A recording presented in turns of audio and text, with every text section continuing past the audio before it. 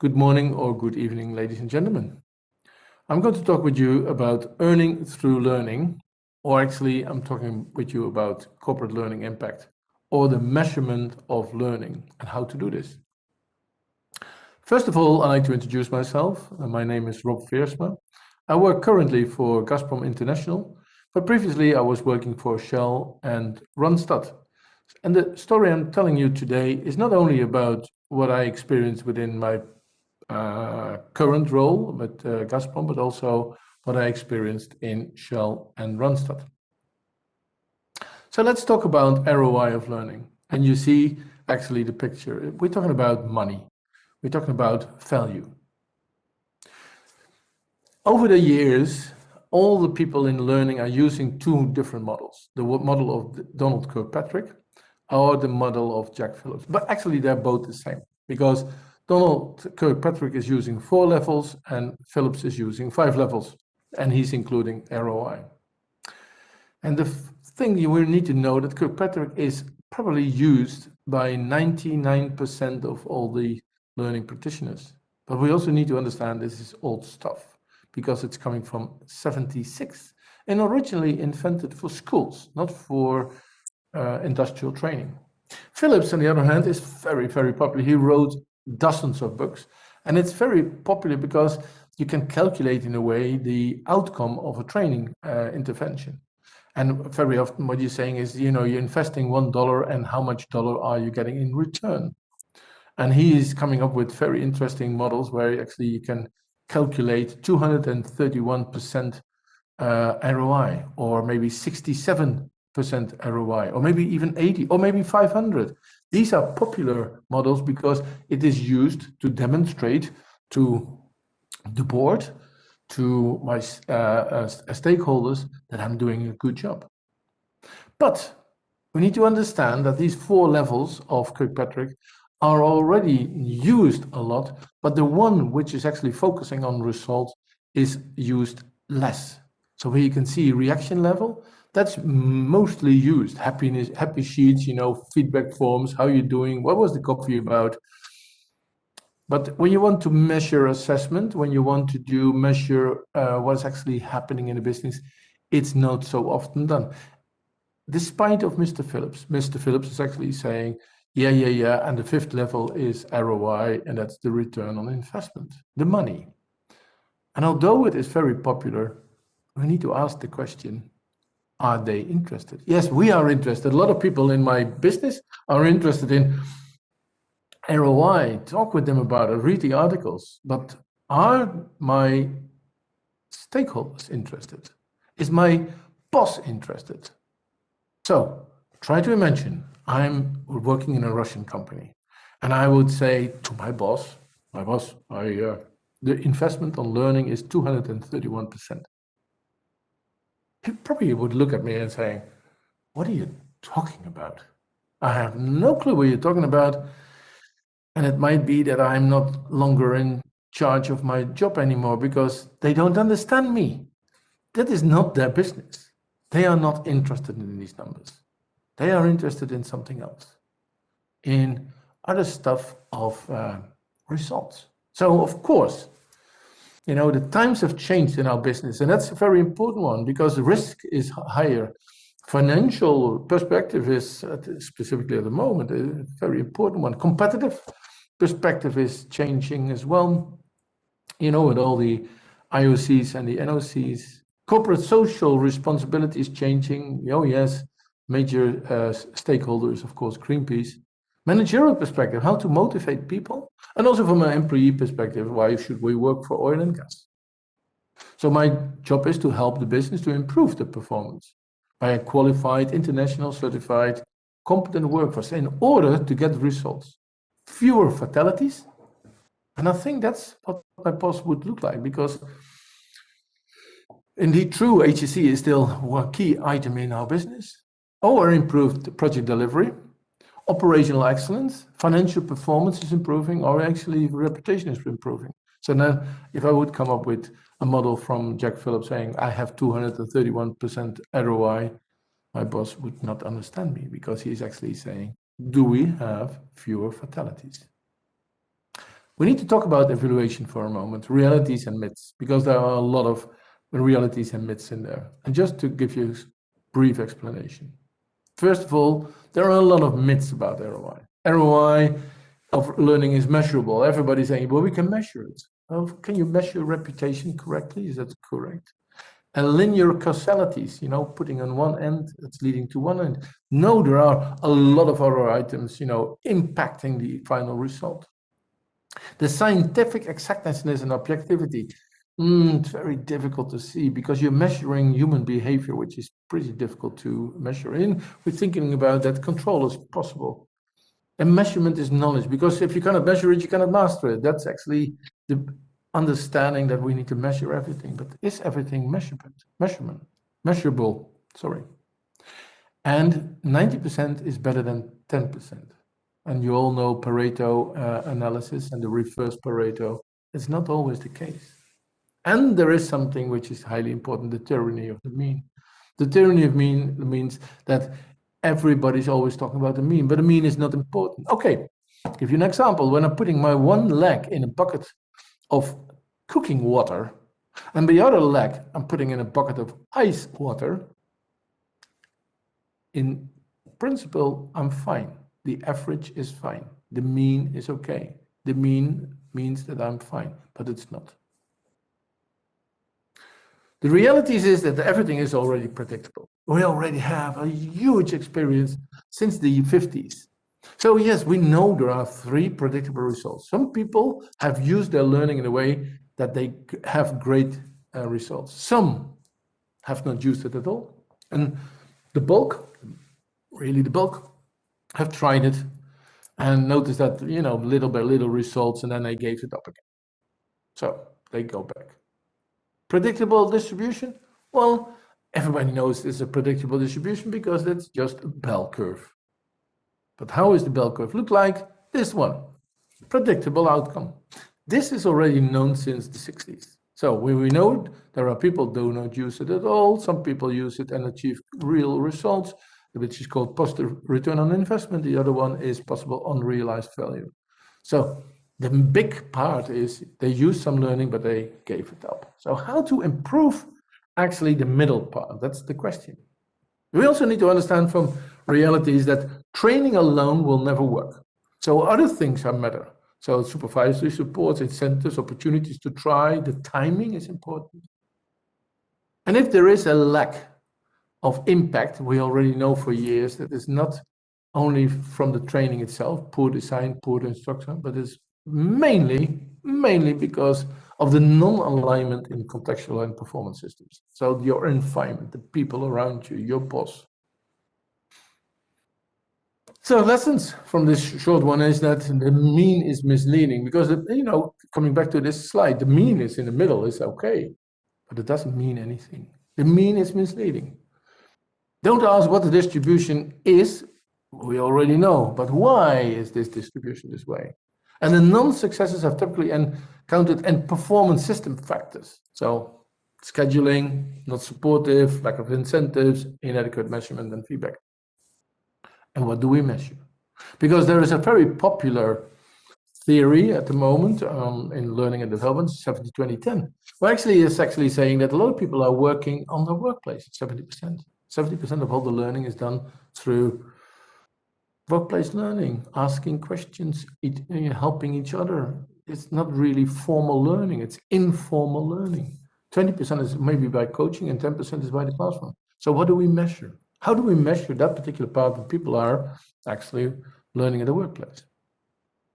So let me quickly go through a 4-box model, because the 4-box model I developed in my period of experience, 30 years of experience. And what I noticed is that you can look at the benefits of learning in, actually from 4 angles.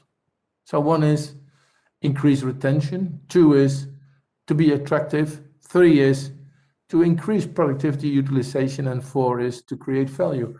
I'm mentioning this because a lot of people are focusing only on the number 3. And I'm mentioning these other 3 as well because it's becoming more and more important for employers, for companies, to attract the right people, to keep them, but also to create value with the people in the end. It's not only about utilization. So retention is the ability to keep the most talented employees to stay, and valuation is the ability to be innovative and valuable as a company in the longer term. Attraction is more to be ability to most attractive employers, so that people will say, I would like to work for this company. And utilization productivity is to motivate on productivity. So you can see this. And so we're not only talking about utilization productivity, we're talking also about the other elements. And maybe there are even more boxes. These are the 4 boxes I found out. And we're talking still about money, and a lot of money. I will tell you a little bit about the money. Retention. Retention is the ability to keep the most talented employees to stay with their employer. And so learning offers the opportunity to develop career. So people stay. Okay, Randstad, Netherlands organization, 3,000 employees, consultants. They had a headache because the retention at that time was 2 years on graduate level, because the graduates were leaving the company after 2 years because they didn't like it, they go somewhere else. They had to earn money in about $150,000 per year as a consultant. You know, it is about contractual work. By the way, this 150,000 turnover will only be achieved in the 2nd year, because in the 1st year, they need to get used to it, the system. I assume onboarding provides a loss of 20% in the 1st year. So the main question was how to create longer stay, let's say average with 6 months. So I came up with a system. I said, I'd like to create a learning portfolio as a value proposition for employees. In that case, they can stay longer. I called it Randstad Curriculum College.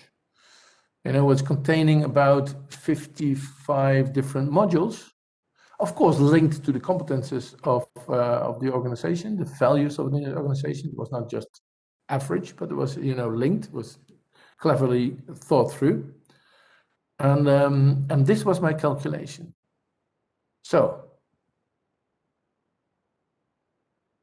if we can get them 6 months longer, so 3,000 employees times the turnover, then 20% loss in the 1st year, 6 months extra, etc., is about 45 million. People said to me, that's not true. It's too much. So I said, okay, let it be half true. And then they were silent. Because it's a lot of money. They realized. Attraction, the same. The ability to be the most attractive employer.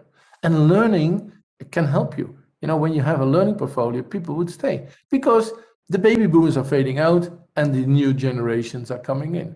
We will still see that there is a need for new employees and they need to come to the organization. And of course, all these graduates want to work for Google, but they also want to work for Shell, and they also want to work for GAZPROM if they can develop themselves. And we offer them the opportunity. Because there are trends.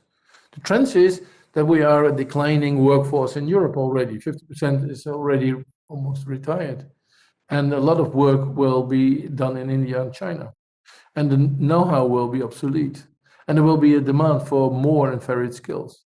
And you know, and everybody is going to be mobilized. So it's about retirement and new generations.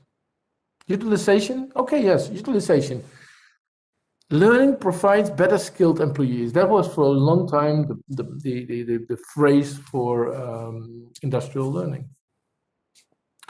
to motivate them on productivity. So try to imagine what utilization means if you want to measure it. Measure is like fewer fatalities, improved project delivery, operational excellence, financial performance. That will be the focus. But also you can talk about calculate utilization, about billable time as an employer, or you're going to do more and faster in contracts, etc., more and more. So that means you're putting a measurement up front and then measuring it at the end. 368% ROI of investment of $1 from Mr. Jack Phillips doesn't make any sense. You need to measure it accordingly to other results. Then valuation. So learning offers human capital, human assets, knowledge on the balance sheet, knowledge productivity, the ability to be innovative and valuable as a company.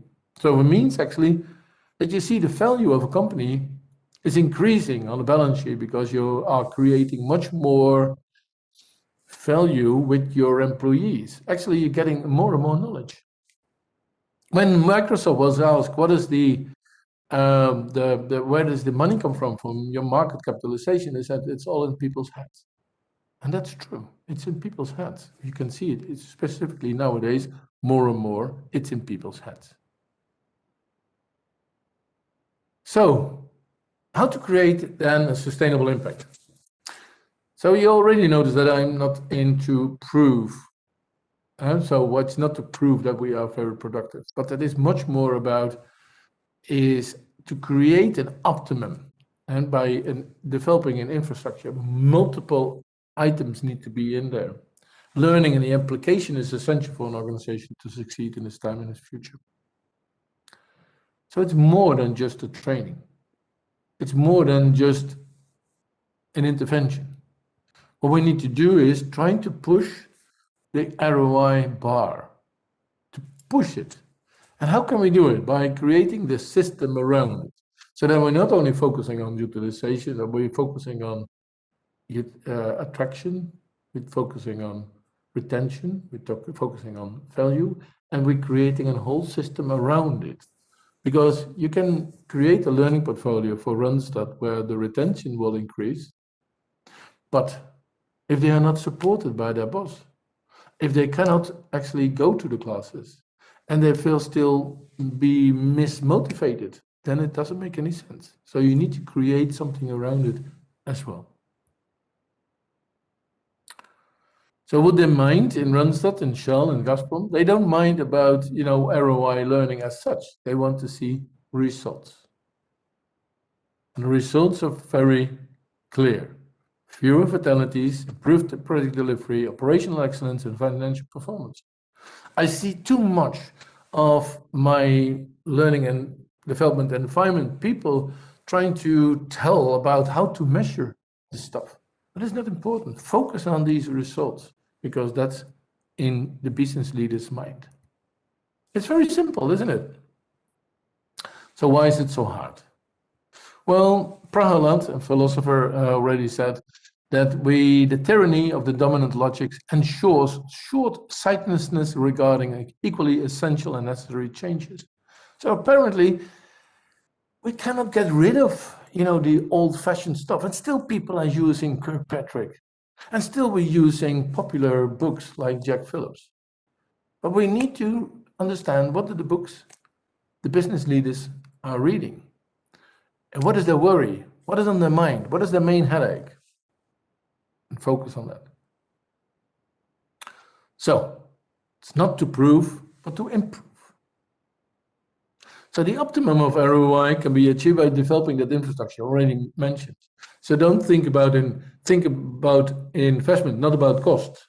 That's a very important one, because when I was in Randstad and I said about this 45 million plus, and then people said, and then I said, okay, half true. I went to my boss, Fred Faber, and I said, I need 10 million. And he said, of course you can get 10 million. Because I was talking about an investment with a return. So the same happened within Shell. In Shell, we had experienced hire and we want to have them on board. I created a business case. The business case was, if you're not careful enough, you're not doing anything about onboarding of these very expensive people, then 50% of them will leave within 2 years' time. I don't know if it's true. The researchers are various, but in fact, everybody understood this because they saw the people leaving. And the board said to me, fix the gap. And they got the investment to do so. Cost mentality is negative. It will lead to cost savings. So the moment you're talking about cost, it will lead to savings. The ultimate money saving idea is avoid training altogether. And that was what we want to avoid. So we need to think about performance, not about education or learning. Quickly, before I'm going to close, this is just sharing a view with Randstad, what we developed over there. So actually 3 wheels, very simple. What do you want as an individual will lead to what you have to offer as an individual, and then it leads to what you get as an organization. And you can see what you want as an individual is changes, challenges, appraisal, valuation, openness, degree of freedom, celebrations, fun and balance, and professional and personal development. And a lot of young folks wanted to have that. So we offered that to them, and then they were very professional. They stayed longer. What did we got? Quality of service, continuity of service. Probably the 45 million is just a minor part. Probably we earned even much more money in growth, profit, customer loyalty, customer satisfaction. In Shell, part I worked within Commercial Academy, which was my last assignment over there, we created the competence and development and application system, depending on model, where we actually did the same. We created infrastructure, not only about training, because you can see learning, educate is only part of the Pentagon, but also experience, grow, support, mentoring, accreditation, so kind of a recognition and a benchmark. That's interesting to see. And this is Randstad. Sorry, this is GAZPROM. My mistake, it's also blue. And then we created a full system as well. So kind of a house where everything is integrated. And the courses are red in the middle. And it's only a part.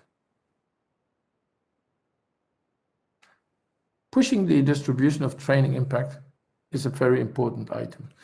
And for this conference, I would like to mention this is also because we're working with a lot of avatars in this conference. We're working with a lot of simulations in this conference. Simulations, how do you call it again?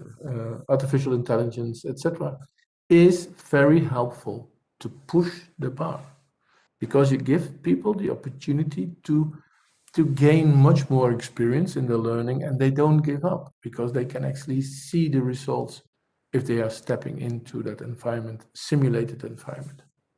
So yes, more applications of learning need to be put into practice because then we're helping people and actually to create more ROI. Then we have more positive return on the investment.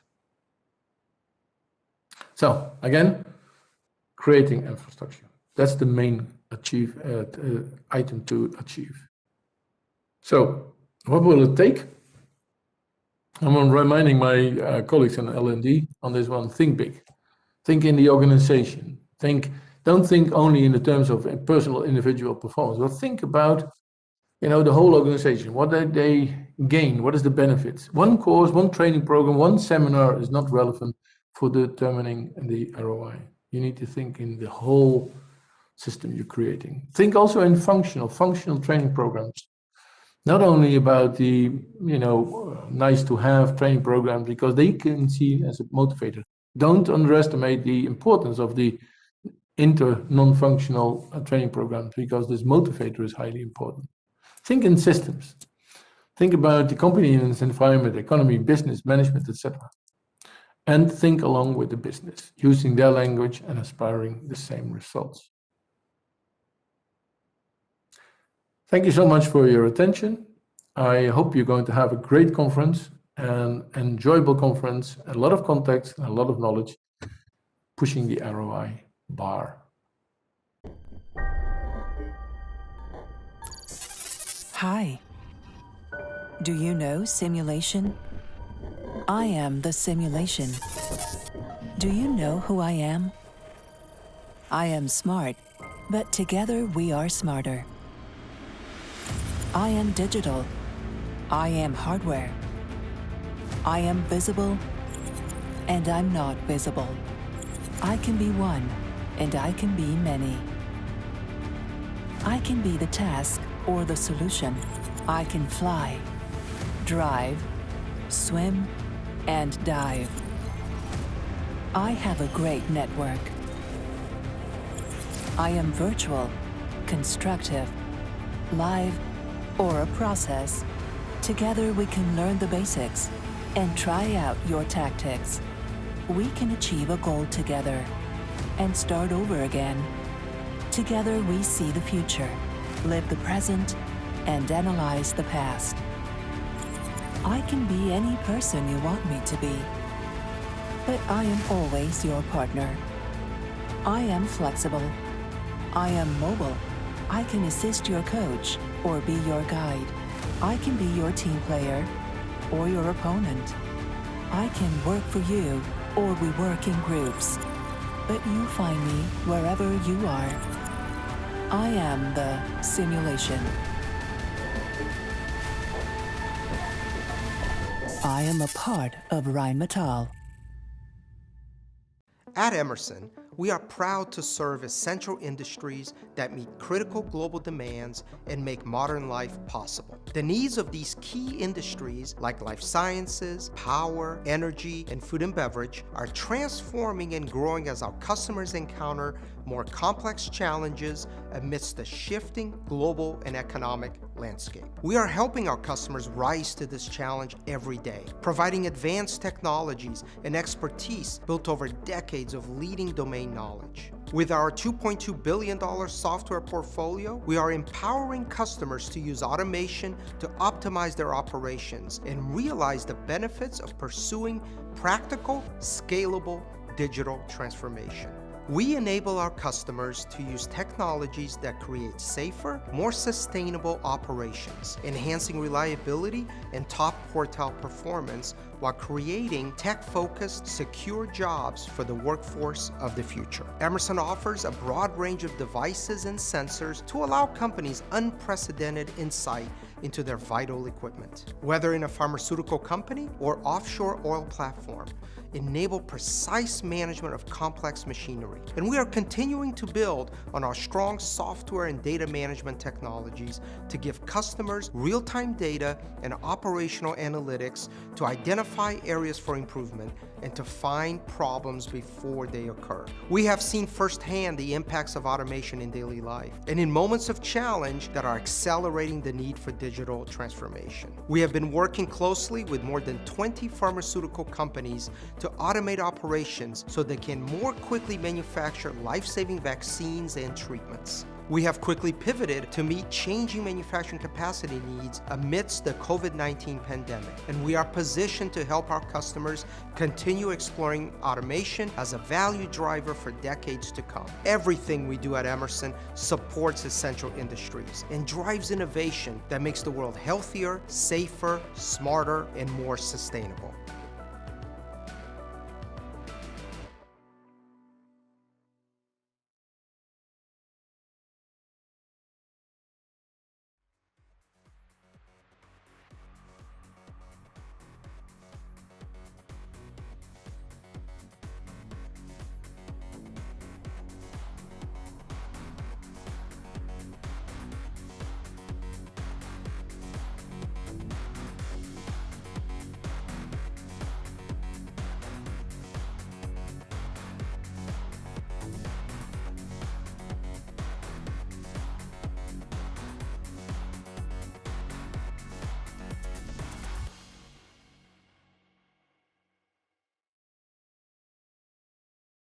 Hello everybody, my name is Chirayu Batra and welcome to my presentation on IAEA's nuclear power plant simulators for education and training. Before we move ahead with the content of the presentation, let me briefly introduce myself. I am working as a nuclear power project officer / nuclear engineer at the Department of Nuclear Energy at the International Atomic Energy Agency. I am mainly responsible for technology development for advanced reactor lines, and I am also the trainer of nuclear power plant simulators for education and training. I have several years of experience in modeling and simulation, and more recently I'm involved in several technical project managements, including some coordinated research projects which involve several organizations across the world to come and do some collaborative research on particular topic of interest to our member states. For this particular project on nuclear power plant simulators for education and training, these are the contact points. Dr. Jeffrey Momick is the team leader for the water-cooled reactor team, under which these simulators are currently listed in the project activities. And I am myself, as I explained before, responsible for training development, content development, as well as delivery of the training to our member states. This is the brief outline of my presentation, mainly in 4 sections, and I will try to probably keep myself short in the first section, which is for the IAEA's simulator program overview. However, I will try to spend more time on the third part, which is introduction to our new simulators, where I will be showing you some of the technical features as well as the capabilities of our some new simulators. And then I will conclude my presentation. So quickly going through the IAEA simulator program overview, what is the program objectives and what are the different types of simulators that we have currently under our collection. So this is mainly PC-based basic education and training simulators. So these simulators can be run on normal PC. And the main objective is to assist member states in training nuclear researchers, engineers, as well as nuclear regulators. We are mainly responsible for management of the existing suite of simulators and development of new. We are also responsible for distribution of simulation software and corresponding training materials, including development of training materials. And then we organize regular training course and workshops all across the world. This is the link to the website.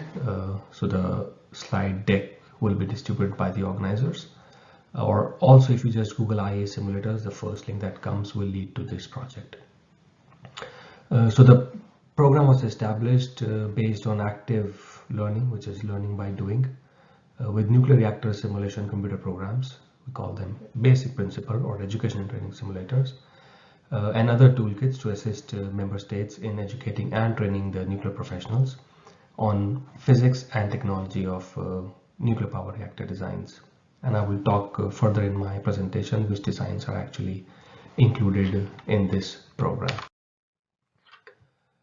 For simulator classification, this is the latest tech doc which has been revised, tech doc 1887, which classifies and defines the type of simulators. Here on the left you can see the basic education and training simulators, which have part-task simulators as well as full plant simulators. The agency has both type of simulators, but we are mainly focusing on full plant basic education and training simulators, and this is where IAEA simulators belong. And then there are some professional training simulators, which are maybe plant specific classroom simulators, and then again they would be part task or full plant simulators. There are also maintenance or component simulators. There are also engineering simulators and full scope simulators. I want to emphasize that all of these professional training simulators are not within the scope of IAEA project, and we'll be focusing mainly on education and training aspects of our simulators. Some of our simulators are high fidelity, some of them are working on the first principle, but this too I will be also discussing in detail in the coming slides.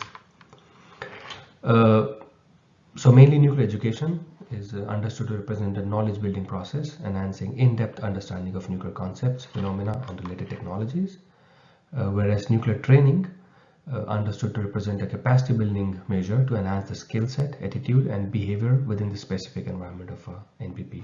So as I said, we focus on nuclear education. For classification, we have the basic education and training simulators, which operate on personal computers and are provided for a broad audience of technical as well as non-technical personnel as an introductory education and training set of tools. The configuration is suited to a classroom and self-learning tool as a complement to textbooks and manuals, and provide subsystem training and overall plant training, including startup, shutdown, and various malfunctions. Then we have engineering simulators, which are also computer-based simulations and could be used for maintenance and training. And then we have full scope simulators, which are mainly indispensable in the licensed training of the NPP control room operators on plant operations in a control room environment. So our simulators could be considered as first step leading to different complexities of the simulators as the operator training progresses. And many of our newcomer member states prefer these simulators to train their current workforce as a part of their capacity building exercise. So getting into more details of what actually the basic education and training simulators are. So their role is to provide initial and fundamental education training about nuclear power plants, including NPP personnel before nuclear power plant is built and full scope simulator is in service. They provide knowledge of system interfaces, integration and interactions of various system structure and components. They are relatively low cost and affordable.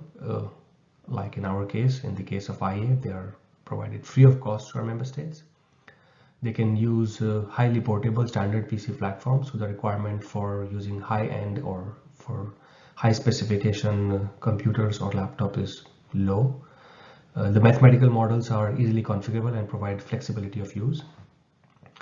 They can use graphic icons, control pop-ups, and different learning tools, and which can help the user through the user interface, which is a software panel instead of hardware panels, and that makes it also ease of access in case of reaching the user, as well as in the utilization of the simulator by the user. So what is the main application of basic education training simulators in case of IAEA? So these simulators that are provided by the IAEA is aimed at enhancing understanding of nuclear technologies through learning by doing. We provide hands-on experiential training which is highly suitable for operators, maintenance technicians, suppliers, regulators, and engineers.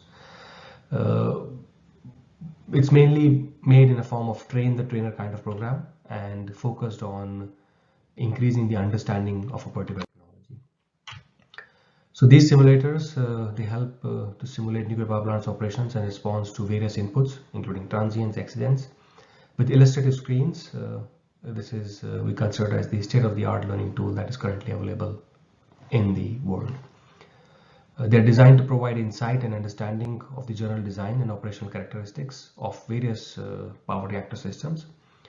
And the focus is on education training in classrooms and not licensing or reactor operator training. So I want to focus or emphasize this part, that this is not suitable for licensing or reactor operator training, or even benchmark of other computer codes and methods. So we don't recommend to use them for your research or validation or verification purposes. These should be used only for education and training training purposes. With this point in emphasis, I also want to ensure that the fidelity is quite good, so you will always find that the behavior is correct. These kind of verifications are usually done through various acceptance test procedures, through factory acceptance tests as well as site acceptance test procedures while we acquire or develop the simulator. So coming to the collection of the IAEA simulators, we have more than 10 simulators now, including different technologies like pressurized water reactors, boiling water reactors, heavy water reactors, and then also some innovative nuclear reactor technologies, some Gen 4 technologies like SFR and STGR. The latest addition to our suite of simulators is the IPWR simulator, which is a small modular reactor type of simulator. And then, which I will focus also more in this presentation. And then I will also provide some insights into the beta version of the severe accident simulator, which is currently under FAT, as well as the sodium cooled fast reactor simulator, which is also under factory acceptance test now.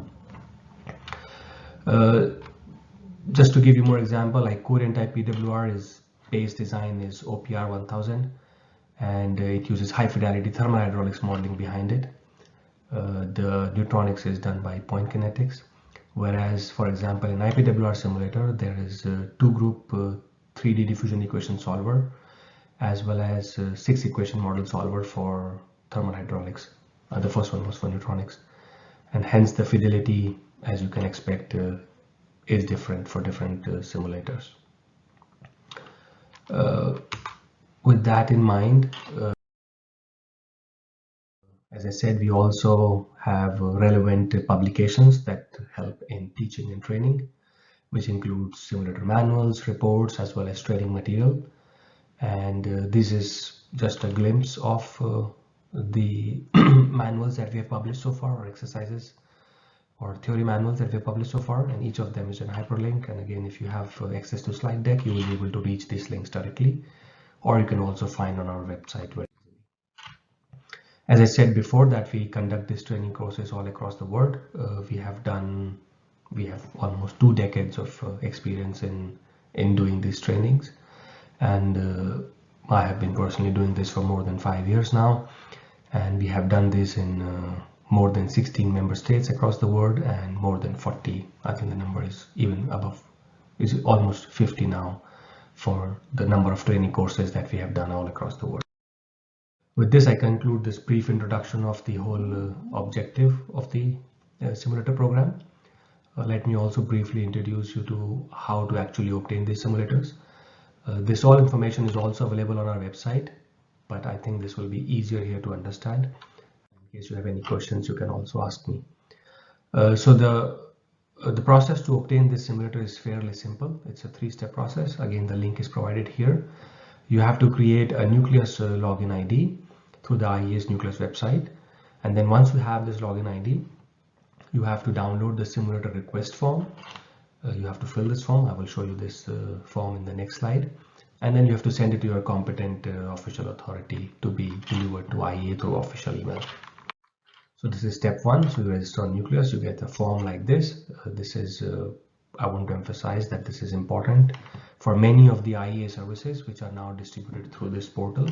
So in case you are not registered on Nucleus, I strongly recommend you to do it, not only for simulators, but for various IAEA services that are coming under this umbrella. Then step 2, you fill in the request form. This is the copy of request form. It has certain fields that you need to fill, and also certain terms and conditions that you need to agree to. Mainly that you will not be distributing this outside your organization, which is important for us to know, and you need to acknowledge that. And then you have to fill some correct information in this form. Once you do this, you send it to your competent official authority for approval. Once they approve, they will send it to us. And once the request comes to NPTDS, which is the Nuclear Power Technology Development Section, which is responsible for the distribution of these simulators, we will provide access to the simulator portal where all the simulators could be downloaded. Most commonly, people send the request to their permanent mission, and here I have the link to list of all the permanent missions. You can find your country, and there you can request your permanent mission to further forward this form to IAEA through the official channels, and more information is provided on the website for the permanent missions as well. Then, as I said, the distribution is done through a protected portal. We use a SharePoint based website for that. This website will also be updated by the end of this year. We are working on that. And here you will find all the simulators. As you can also see from the top, here you will find all the simulators and the link to download, and then also the manuals. I also want to clarify that all of our simulators are Windows based, so they will not work on Linux or Unix based systems such as MacBooks. So you need to have Windows system, preferably 10, but they work nicely on 7 as well. 8, sometimes I have seen some issues, but in case you face some issues, you can always write to the contact point, and one of the members of the team will be there to support you with your. Okay, with this I conclude the second part of my presentation. Now comes the more interesting part, which from my point of view as well as for your understanding, which is the introduction to our new simulators. I will talk about 3 main simulators which have been recently added to our suite. One is the IPWR simulator, which is for the small modular reactor design. There is an increased interest in the small modular reactor concept. Then the next is the educational severe accident simulator, which is a PWR type and has capabilities for severe accident simulation. And then the sodium cooled fast reactor simulator, which is also a Gen 4 reactor, the first Gen 4 reactor that will be added to our suite of simulators. So I will first talk about the IPWR simulator, which is currently available to be downloaded for free from our website. So the main characteristics of this simulator are that there are 14 systems simulated, including primary, secondary, and tertiary system. The main thermal hydraulic parameters are shown here, which is 150 megawatt thermal, 45 megawatt electrical, and it has got certain passive features also embedded in it, like automatic depressurization system, pressure injection system, gravity injection system, and passive decay heat removal system. And you will see that in our other simulators also similar characteristics are present. So the core cooling is mainly done through natural circulation as well as forced circulation. So there are basically two simulators embedded into one. So you can either run it in the natural circulation mode, which is shown here, or you can also run it in the forced circulation mode, which will show pumps in the graphical interface. But I can assure you that the models are completely different, which are running behind. The main developer for this, or the vendor for this simulator, is Technotom, and I worked closely with them for a couple of years in developing this simulator. So the operator can also work in, so the reactor can also work in turbine leading mode or reactor leading mode. And then the circulating water cooling is done either through open loop or closed loop. This is the list of the systems that are simulated, the 14 systems that I mentioned before. And this is how you can also visualize them based on the systems present in the containment building as well as systems present in the balance of the plant. And these systems are controlled through the protection and control system. The main idea for this part of the presentation will be to show you some of the system mimics, and then the detailed technical questions could be asked in the networking area. So this is the home screen. The focus has or was to keep the human factor engineering concepts in mind and make it a better learning tool. So you will not find flashy things in the simulator, but a very simple and clean description of the system. So from the home page, if you hover over to any of the system, it will give you the full definition of the system. Plus, if you will click on this, it will lead you to the detailed part, which will be in the systems part of the simulator. This is the overview display, which mainly shows the important parameters for each system, which as a user should keep an eye on or monitor constantly. There are a number of parameters that can be visualized either through the graphical, through the graphing option or the plotting option, or also on the system mimics. But this is a way to just minimize the information, which might be sometimes overwhelming for new users. So as I said, it's for education and training. So we are trying to keep the concepts as simple as possible, and some system mimics help in that way. So this is how the primary system looks. So all of this is in a single screen. You can scroll through the screen on the right side, and you will continue through primary, secondary, as well as the tertiary system. So by simply scrolling horizontally, you will be able to see the primary, secondary, and tertiary side of the plant. So this is again to make the system simple and easy to understand. We have tried to embed all of this in a single system. But each of the system mimic is quite detailed, and here you can see that how important walls as well as the steam lines are shown graphically. They all also show the value, and if you hover over to any of the component, it shows the name of the component as well, because like MSS V05 might be difficult for new users to understand. So if you hover over that, you will be able to see what it is and what is the purpose of this valve. Then similarly for the feed water system on the secondary side, you can see that everything is quite detailed. These are also dynamic screens, so when the pump is running, it will show the movement of the pump, and the color will also change based upon the temperature in the. Same for the condenser system. The mimic is shown here. It's mainly heat sink for the plant secondary side. The shell and tube heat exchanger is used, and it collects the flow from the turbine, bypass line, and heat exchanger. So I will not spend too much time on explaining the theory or the technical details of the simulator. The circulating water system, as I said, has open loop as well as closed loop. So here also you can see that we can use this three-way bypass valve to either switch to open loop or to the closed loop. Then for the passive system, we have the ADS system, which is the main function is to reduce the primary pressure for the insertion of the safety injection system easily. Then we have the containment cooling system, which is not a passive system but an active system run by the containment cooling pumps, and it has also independent drains with capacity of 100%. Then there is a passive system called as gravity injection system, which works at 0.5 megapascal.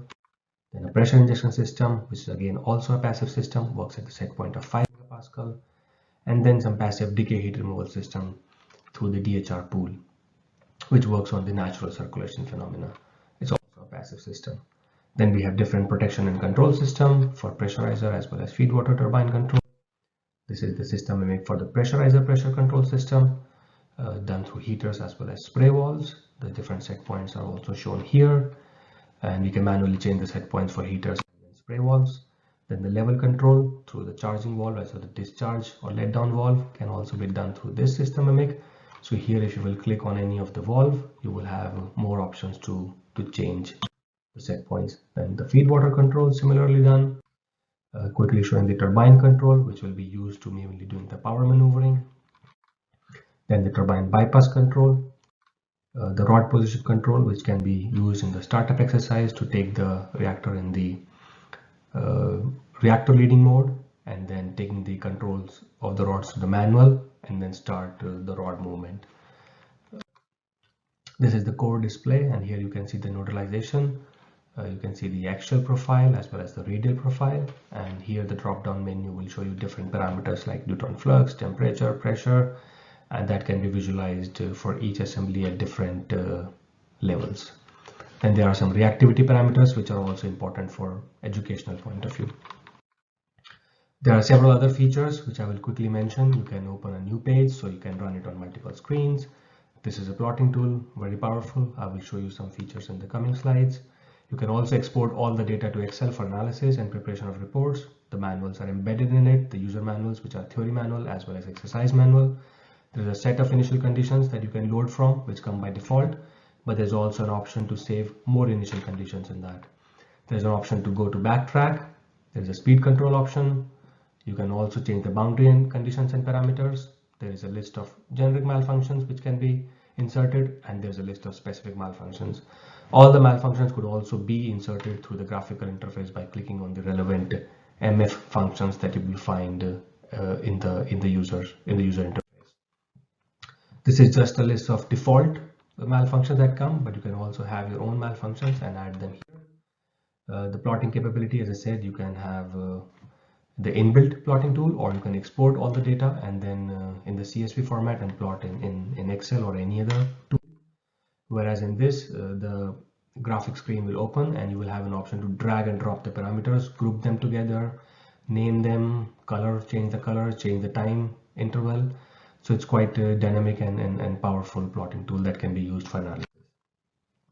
And with all the simulators, there is always a theory manual and exercise manual. This is already published, can also be freely downloaded from our website. The other simulator that I want to quickly talk about is the educational hypothetical severe accident simulator, which is under factory acceptance test, and hopefully will be available for free download in Q3 or Q4 of this year. It has got two modes, so this is actually two simulators again embedded into one, which is the normal operation mode as well as severe accident mode. In the normal operation, you can do DBA or normal operation conditions, and in severe accident, the severe accident conditions. Again, models are completely different for these two simulations. First, let's take a quick look at this, the normal operation mode. This is the plant overview, and here you can see that there is a normal mode currently working on this. And there are different system mimics that can be opened. Currently, I'm showing is the plant overview. You can also see all the alarms here. And then I will just quickly show the different system mimics that are available. And again, this can also be run on multiple screens. So you can open different visualizations in different screens and monitor them. This is for the control, rods, and reactivity. Here again, you can see 18 axial levels as well as the radial profile here. And then again, some reactivity parameters which can also be seen and more important for education and training purposes. The reactor coolant system is shown here, 3-loop system with the one pressurizer. Various safety systems or safety injection system or passive systems are shown here in a separate system mimic to just demonstrate the passive safety features of the simulator. And in certain transients, it's very important to look at this system mimic, which will give you better idea of how the passive safety systems are working in this. There are different trip parameters which are also shown. Then the secondary circuit is shown here. There are different malfunctions that can be that user can select, or you can use the graphical interface to select malfunction. This again comes with a very strong plotting capability. You can select the parameters, put them in different plots, group parameters in one plot, and have them plotted in a different screen. There are many other features which are probably adding plot, malfunction, which I already explained. You can generate a report. The help will open the manuals. You can run it in real time, or you can go to 2 times, 4 times, 8 times of the speed. Some transients require longer time, so this feature has become very useful so that you can run it faster in classroom exercise, and you don't have to wait for hours for the exercise to finish. Then if you press on this button, you will lead to severe accident mode, and then I will spend some time to explain a little bit on the severe accident mode. The system mimics are almost similar, with an extra system mimic which is for the 3D display, and this is a unique capability for our simulator. This is how the 3D system will look like, and then I have a 2-minute movie to quickly show how, in case of a double guillotine brake, the system will respond and behave. So most of the parameters are shown here on the left side, including the pressure, level, the hydrogen fraction, and then on the right side, this can be used to open different views within the 3D as well. It also has some 2D views to show the core map as well as the nodalization diagram. So these are the malfunctions which you can currently, let's say, model, you can simulate in the simulator, but there is also always a possibility to add more to these by generating malfunctions. So here is a quick movie where you see the 3D representation of the plant. You can zoom in, you can pan and see different components. You can have a closer view.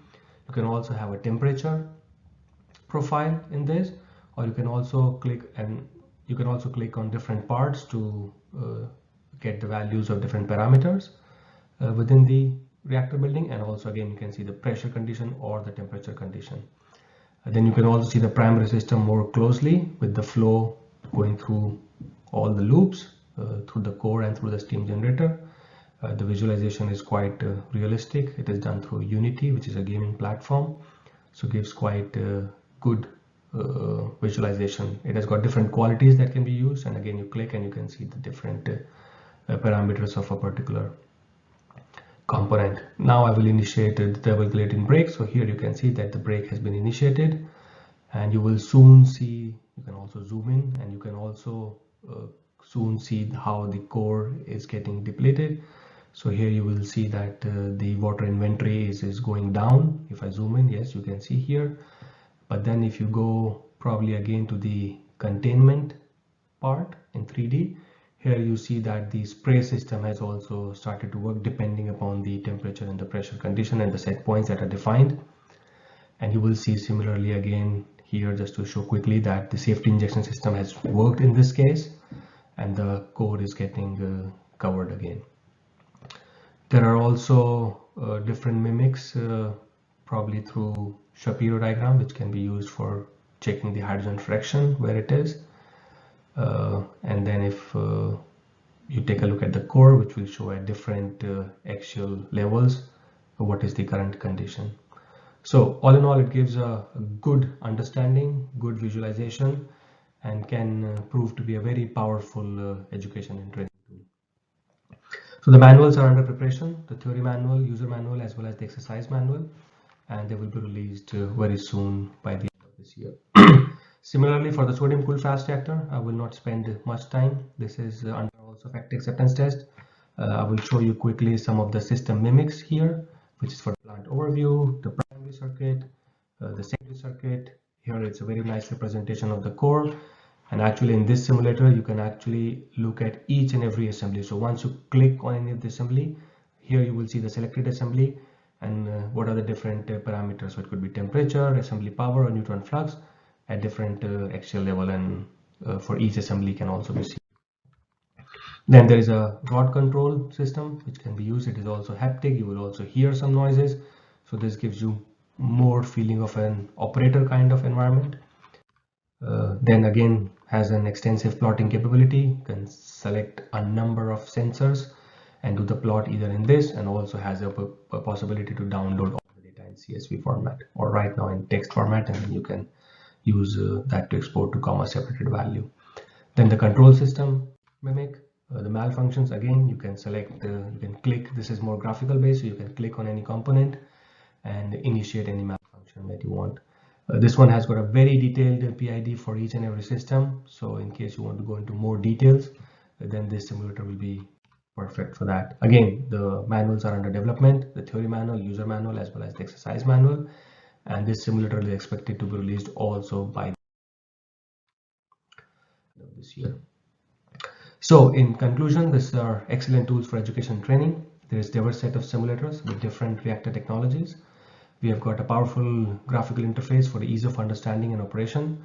The normal prompt operation exercises can be easily done, as well as DBA and severe accident simulation. The plotting capabilities for detailed analysis and reporting is extensively available in all the simulators. The detailed manuals as well as training material is available for free of cost. Again, these simulators itself are available at no cost to IAEA member states. And before I conclude my presentation, I want to emphasize again that we do not recommend this for research or validation exercises.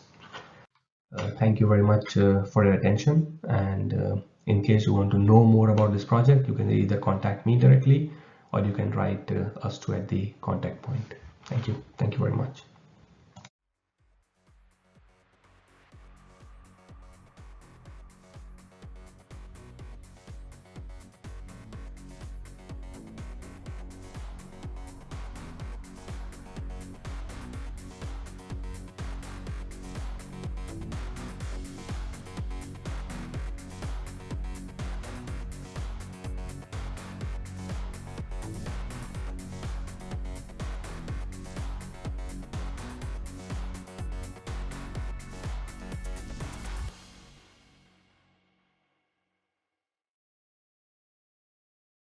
With more than 20 years' experience of research and development within eye tracking, we know that the eye holds many answers.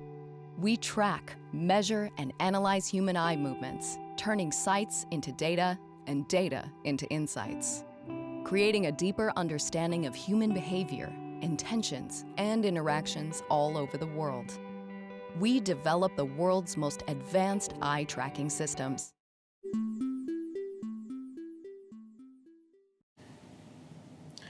Welcome to this presentation on how head and eye tracking can provide additional clarity in research and HMI activities for energy control rooms and simulators.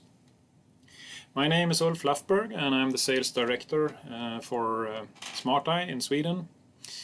I will be joined by our systems engineer Emil Rolander, who's going to perform a system demonstration after my slideshow. Emil will show you how our solution is helpful when it comes to HMI design, operator training and operator monitoring.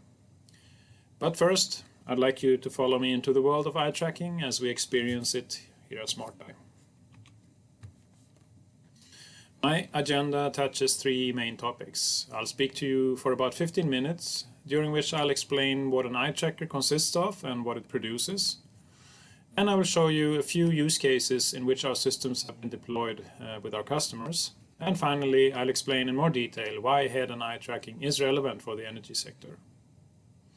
After that, Emil will take over. Also for about 15 minutes, he will perform the system demonstration. So what is head and eye tracking? Our head and eye tracker measures certain biometric features in 3D.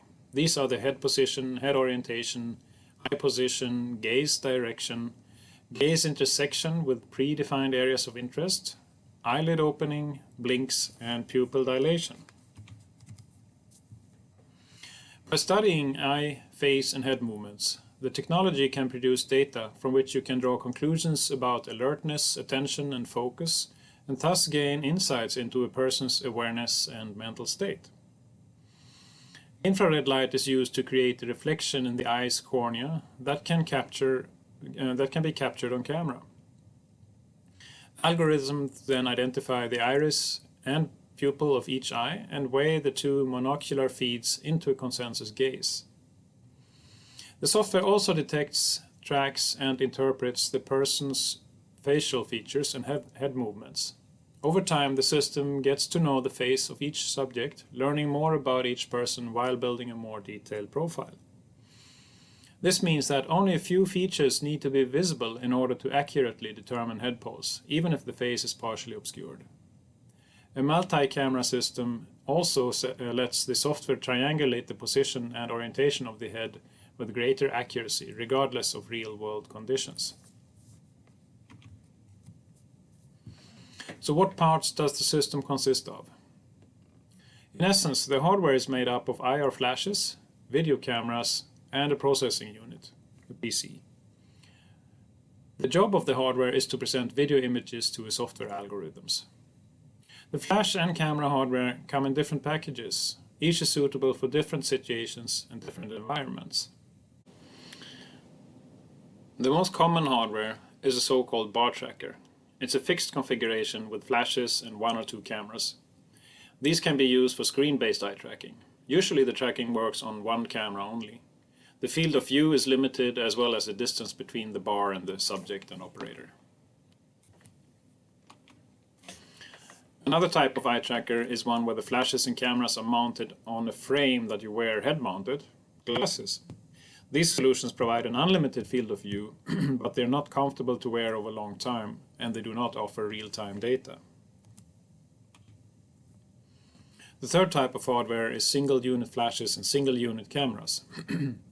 Working with single units allows for flexible configuration and positioning. By placing multiple cameras, up to 8 typically, remotely around the subject, caters for a large field of view both horizontally and vertically. That means that even if the head is turned to the side or up-down like helicopter pilots or operators in a control room, the head and eyes will still be seen by cameras and the biometric data can still be captured. In addition, since remote solutions sees the whole head and face, other features like Face ID, Operator ID can be concluded and reported. The multi-camera approach is the hardware that is most suitable for control room, since it offers sufficient field of view, and the hardware is placed remotely and therefore unobtrusive to the operator. This slide is indicating a situation commonly seen in control rooms. Several screens on a desk in front of the operator and a big screen or projection on a wall further away. One single head and eye tracking system is able to track the gaze behavior on multiple screens at different distances and different angles or heights. Today, off the shelf, the head and eye tracker needed for research, development and design in the energy control room and simulator case is already available. It is the SmartEye Pro DX solution by SmartEye. The core of the solution is the tracking software running on a PC delivered with the system. Through image analysis, the algorithms produce raw 3D biometric data, as per the list mentioned earlier.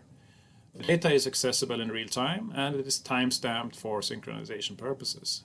This data can be used for 2 categories of investigation: gaze data analysis and biometric analysis. Gaze data is used for analysis of gaze fixation and answers the questions: what is the operator currently looking at? This in turn can be used to enhance operator training and HMI design processes. Biometric data is used for safety analysis like operator monitoring and answers questions like: is there an operator in the seat? Who is in the seat? Is the operator sleeping? Or how drowsy is the operator? Is the operator paying attention? And what is the current stress level of the operator? These analysis applications are not available off the shelf. They're typically developed within the research projects.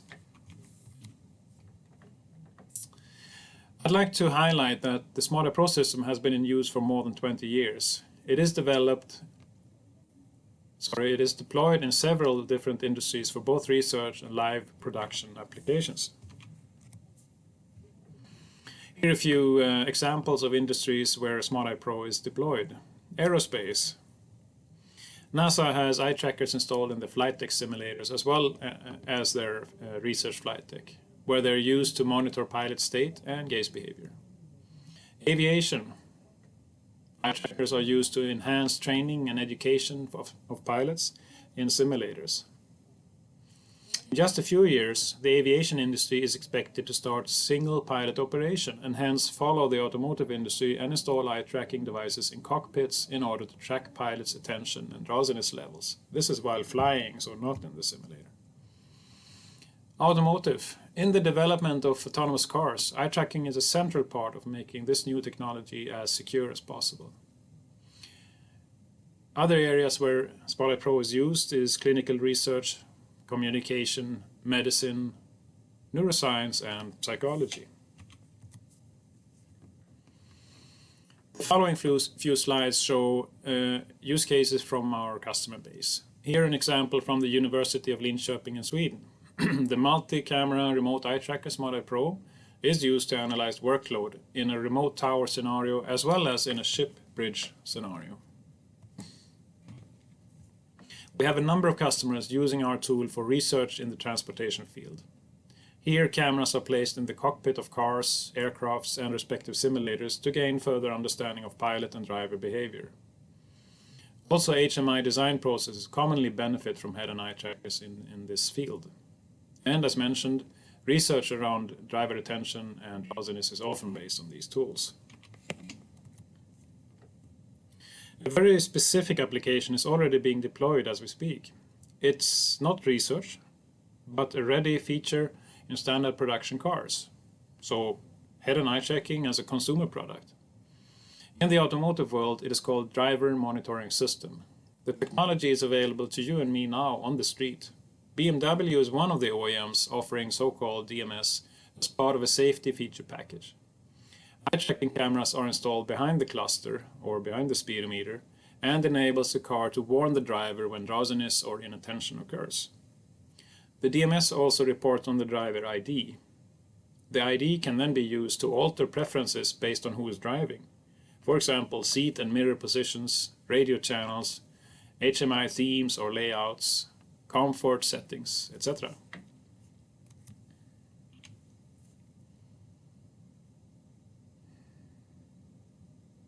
In aviation, several projects already aim at introducing eye tracking as a standard part of the pilot training. These systems are currently in R&D and proof of concept process or stage, but will very likely soon be deployed in pilot training facilities across the world.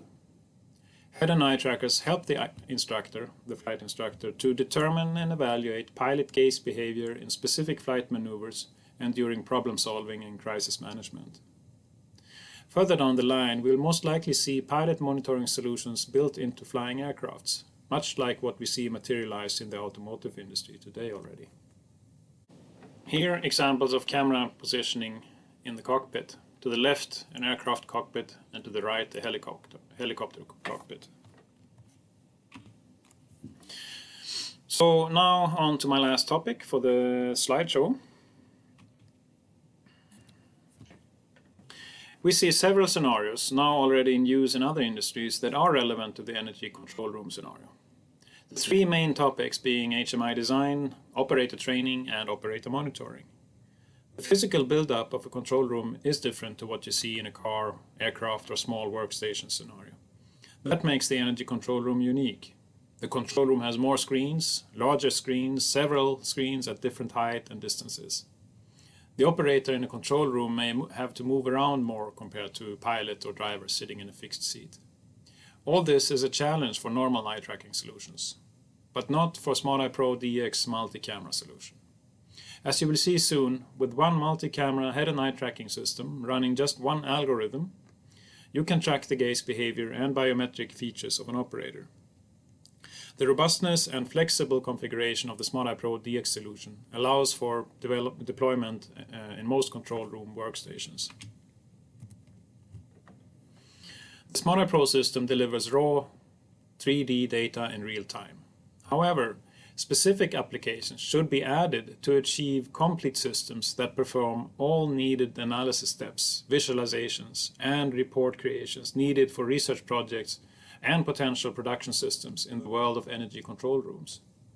Third-party analysis and reporting tools are available today. The iMotion software is one example, which we will show you briefly later. It is, however, reasonable to assume that new applications shall be designed and tailored for the energy sector. These could include the following features or functions. We mentioned them already. I'll just dig a little bit deeper this time. So, operator training. Gaze behavior analysis and comparisons based on pre-existing templates. Different templates for different scenarios. A scenario could be standard information collection during system monitoring. Another could be troubleshooting, or the third scenario could be crisis management. Since the analysis is based on factual behavior, the system would fall under the term evidence-based training and execute automatic rating of an operator with the purpose to improve training efficiency. This should be considered very valuable both to instructors and trainees alike.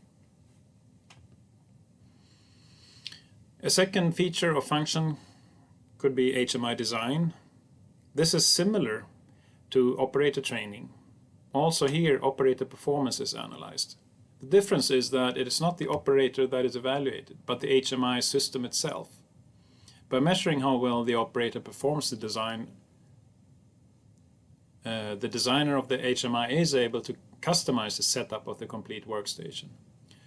Location of screens, what information goes onto what screen, and with what theme or size, what flow and sequence of information is best used to make it as easy as possible for the operator to perform the duties. These are some of the questions that would be answered. The eye tracker, together with adequate application, can be a very helpful tool for the designer. It's likely that the above two applications, or the above two features and functions, operator training and HMI design, would be deployed in simulators.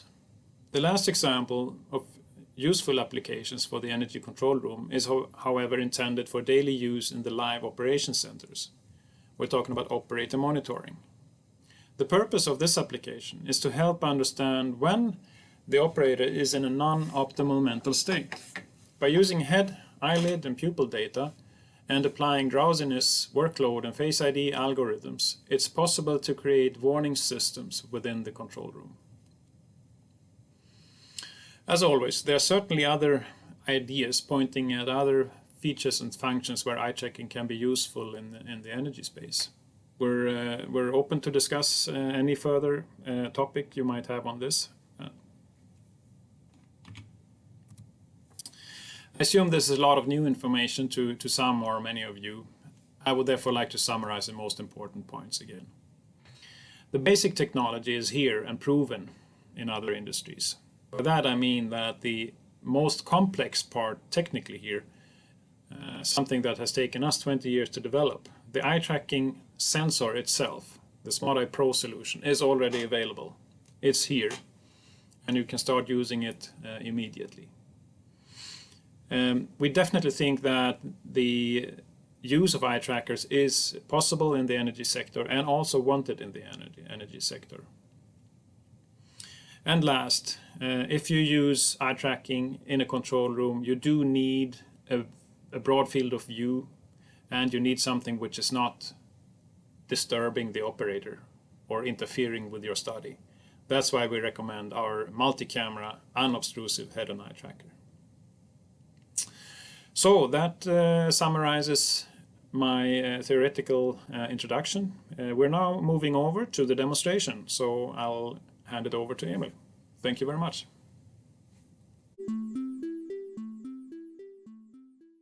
Hello, my name is Emil Rolander and I work as a Smart Eye engineer here at Smart Eye. I will today demonstrate a 3-camera system in this highly improvised control room, and I will focus on mainly 3 areas. One of them is HMI design, the other one is operating monitoring systems, and the third one is Smart Eye in the sense that we can use it in a training purpose. When it comes to HMI design, it's quite common to have 3 main goals of the system to be able to operate fully.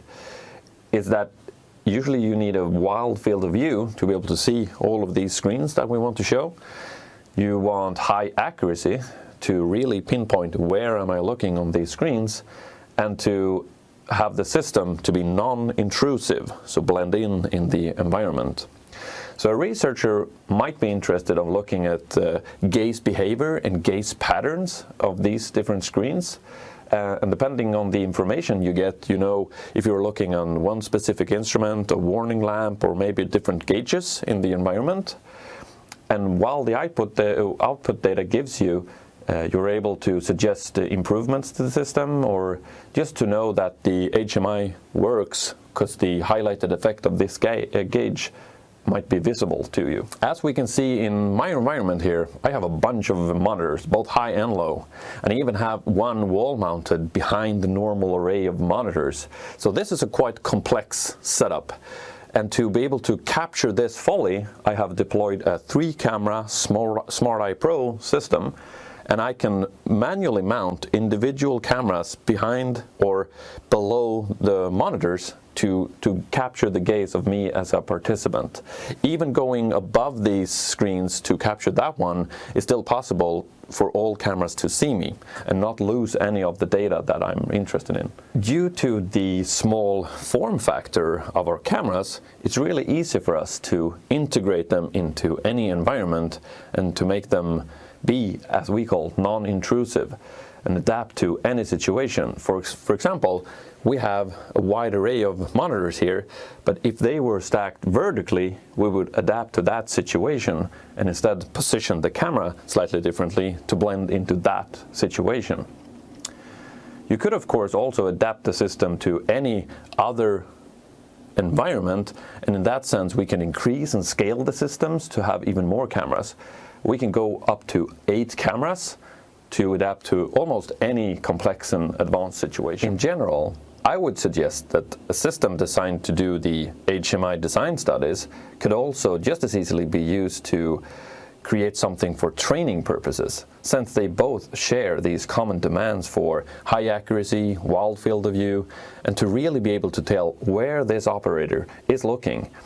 And if, of course, then apply it to be able to optimize and improve exactly in what stage of a training you might to spend some extra time, and to maybe not have the time invested in spending a lot of time in expensive simulators or different environments.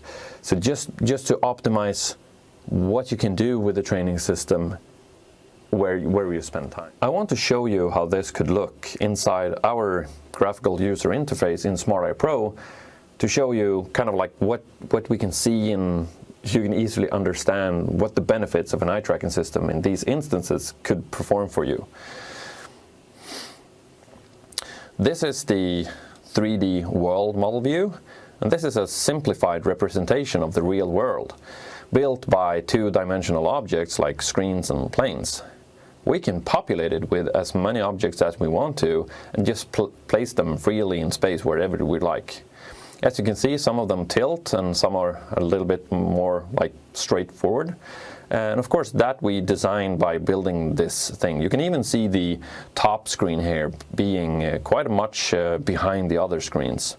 And by rotating it, you can clearly see my head, which is the green ball, moving, and the red gaze vector that intersects with the different objects here. So it's a quite intuitive way of seeing my head moving, my gaze moving, with all the other objects. And this is the image view. This is of course where the real magic is happening, since this is the screen where you actually see your face and the eyes and the parts that we want to track. And I really want to show you how robust this is, so I can actually try to provoke it some now by covering one of the cameras and really how quick the refinder is. So even if I lose tracking here really by looking at a completely other direction, you can see it's really just snaps on within like less of a second. We sometimes talk about the headbox, and that's just another way of us describing how much we can move side to side and back and forth within the environment. And I mean, with higher resolution cameras, we can achieve an even bigger headbox as we have here.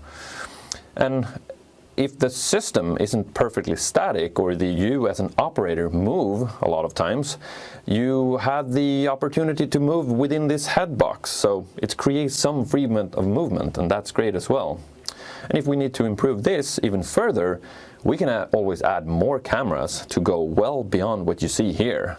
And as I said before, we can scale it up to even 8 cameras, and that could be a full table full of equipment, and we can freely move within that space. When it comes to the aspect of the operator monitoring systems, it's usually more related to the human state of mind or the mood or mode that operator is in right now. And usually it's a lot about safety. Is the operator aware or alert to perform the task at hand? Can we at early stage detect the degradation of the alertness? Like head position or head rotation could, in combination with maybe eyelid opening or eyelid state, acts as an indicator over different focus areas, but also show in which state the operator might be in. Is we are asleep or alert? And of course, like, is there even an operator behind the equipment? And the lack of an operator could maybe signal a state of something.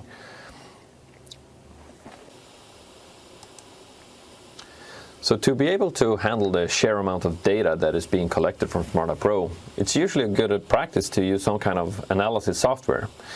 In this case, I've chosen iMotions because I really like how the visual representation looks and everything being collected and recorded. But it also have a lot of useful features, like aggregating different participants on top of each other for the same study, but also the fact that it's super easy to put together a specific analysis for a specific moment during that study, for example. You can see here up to the left that we have a scene camera recording everything that is happening. And as a layer on top of that recording, I can put my eye tracking data. So I, both in real time but also post-processing, can see what the operator, and I mean that's me in this case, are looking at. There is a fixation count within that view as well being shown, and along with that expanding circle, that's also showing how long my fixation actually lasts within that fixation. And of course the gaze trail, which shows you the movement of my gaze pattern. Down below you have some signals I've chosen. In my case here, I've chosen pupil diameter, the distance between my head and the tracking system, but also my position in the x-axis for this system.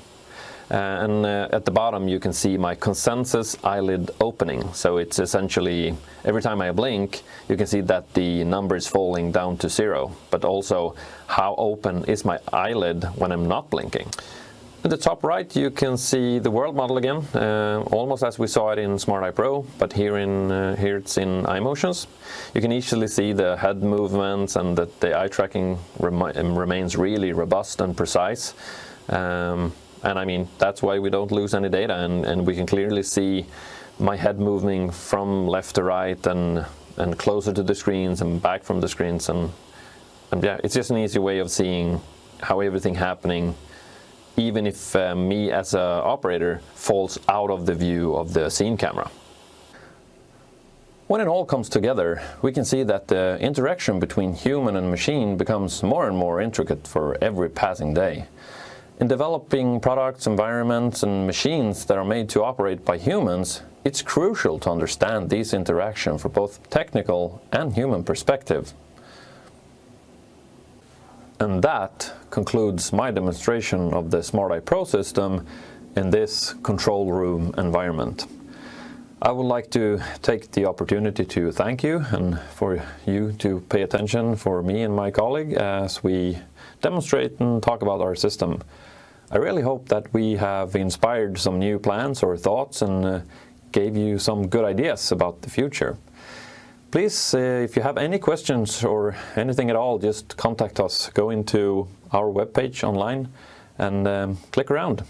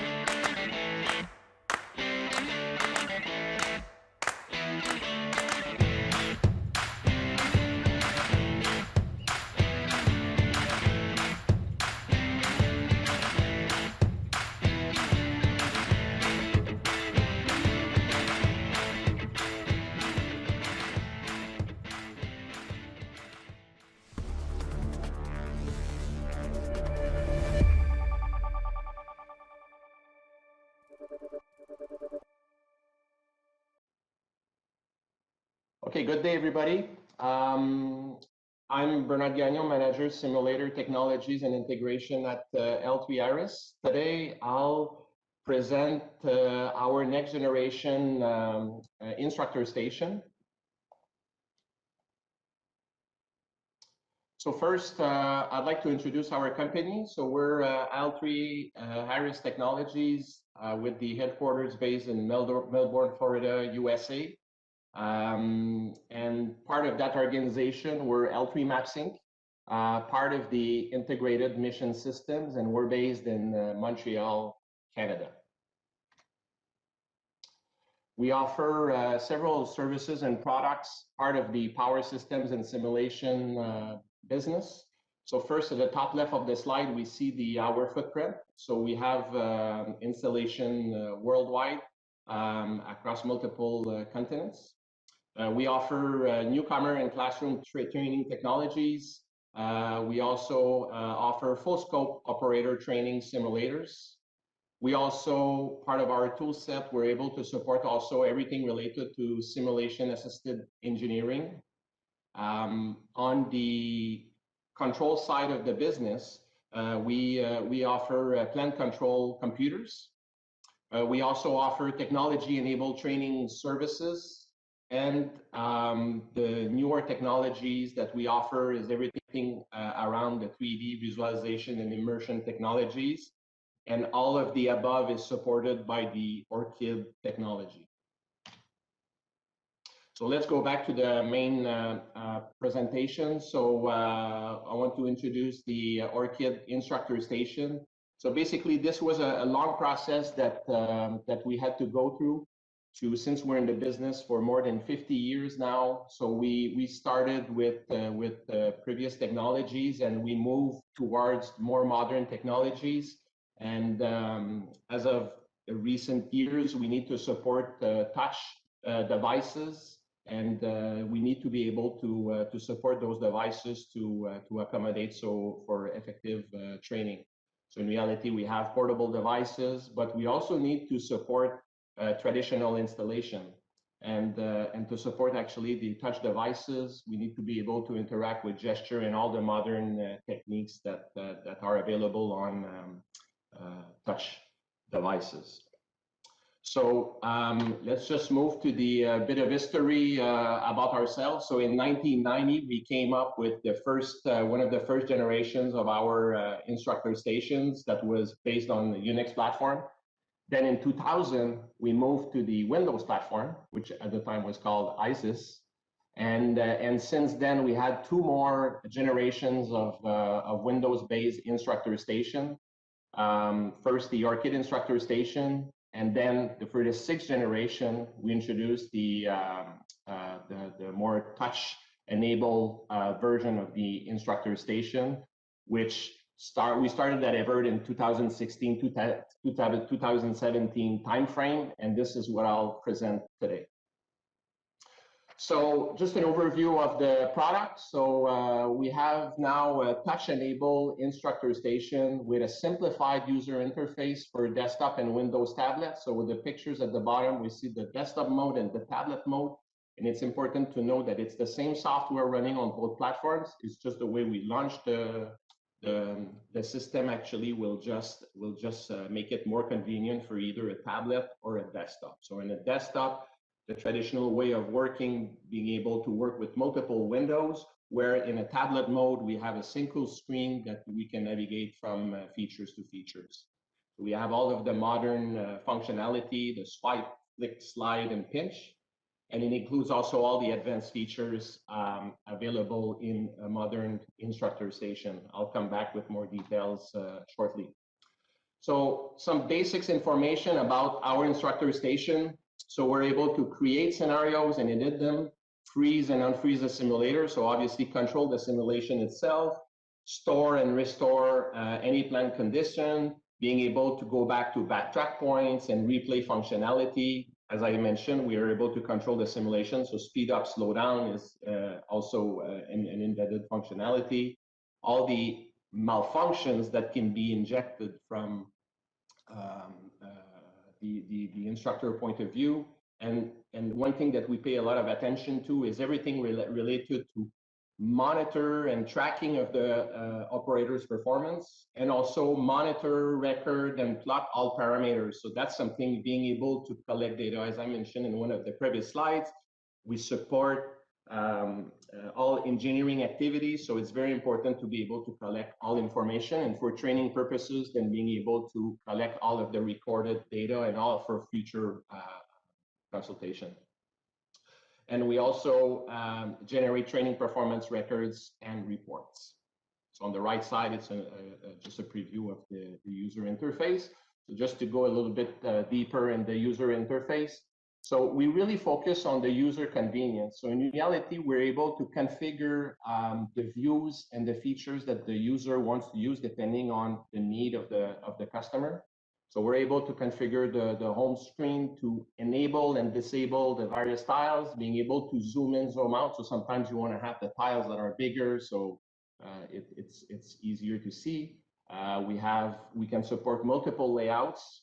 We can create also custom tiles. So the tiles can be configured to execute functions that are more frequently used by the instructor. And we also support multiple languages. As far as navigation, we have quick access to open graphical display, just like, let's say, an iPhone. You're able to go to the home screen and access all of the open application. In that case, it's all the graphical displays that can be invoked at that time. And we also have an easy access to tabulated item. So at the top of the screen, all the open functions are available, so you're able to actually access them in a single touch. And for more advanced features, so obviously we have some charting, but we also have advanced charting features.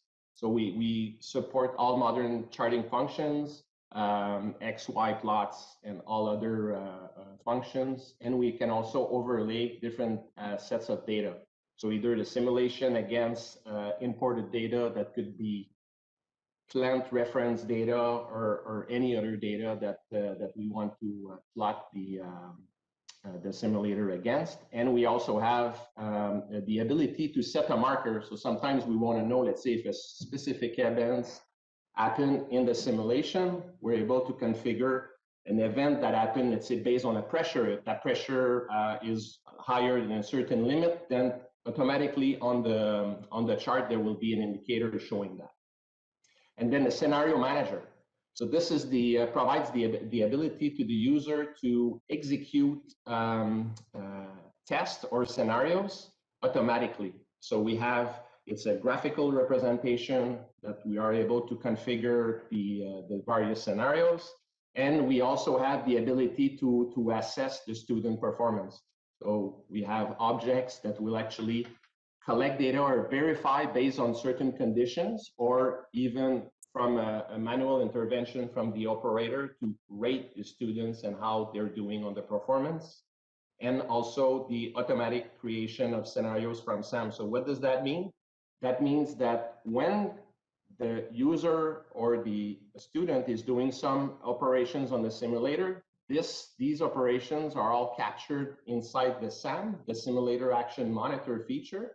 And from this, we're able to export the data in a scenario. So in reality, that provides the ability to the user to be able to replay the same test over and over. So that's very useful for engineering, for verifying that the simulator provides the same performance as before, or basically being able to capture the differences between the various configuration of the simulation. And seamless integration. So the instructor station provides the ability to see everything in the simulator. So I mentioned all of the functions before, but we also have the models that runs behind. So the instructor station provides the ability to see the models directly inside the instructor station, and also the virtual panel, so the virtual control room, and all other displays that needs to be displayed all in a single environment. Scenario-based testing and training. So this is a feature that's very useful to be able to run tests over and over, as I mentioned before with the scenario. So basically what it does That feature will allow you to run tests over and over, collect the parameters, and then produce a report. So in reality, what it does, it collects all of the data. It can compare against either previous results or reference data that could come from the plant or design data. And after that, it will collect all of that data and generate a report to show the test results. And that's what you see on the right side of the screen, where you see the simulator scenario-based testing. So this is an auto-generated report using a template that can be, and then we just need to store it in a repository with all the data that was collected during the test. And this is very easy to use. So that's a very neat feature. So now I'll move into the demonstration part. So let me just switch to my virtual machine, which I have the instructor station loaded. So this is what it looks like. So first, let me just give a tour about the screen header. So basically, this is a fixed portion that will always be displayed to the instructor. So we have the home screen that will bring us back to that home screen. Then we have the ability to control the simulation. So in reality, to be able to run and unfreeze the simulation. So that's what it does.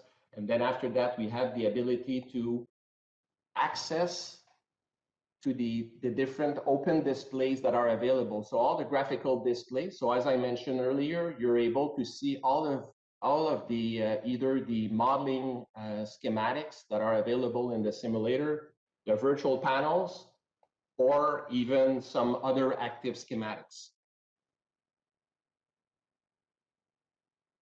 Okay, so this is an example of a virtual panel with an integrated DCS.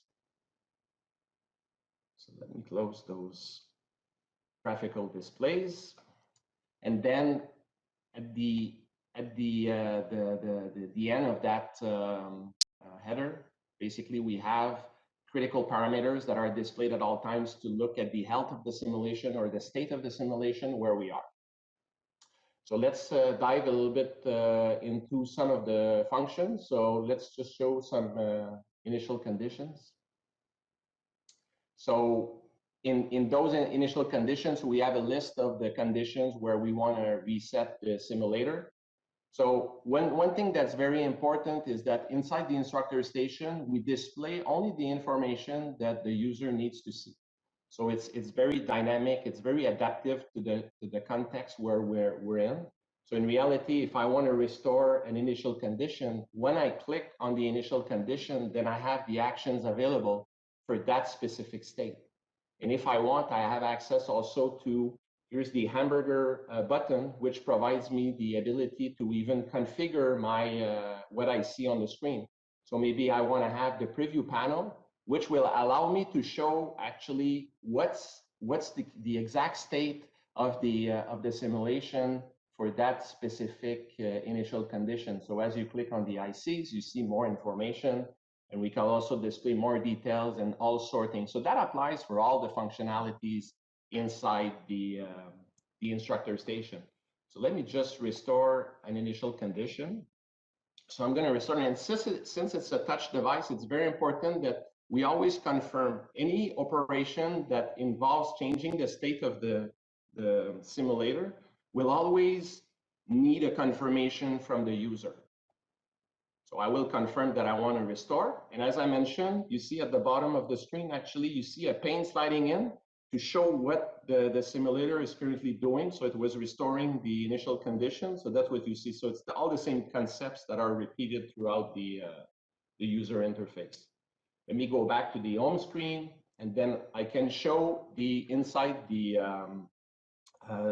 instructor station. I have access to the main control room, so I'm able to actually browse through the different sections of the panels, and so I'm able to control normally all of the different functions. So let's say I can do some action. So that's if I'm in what I call operator mode.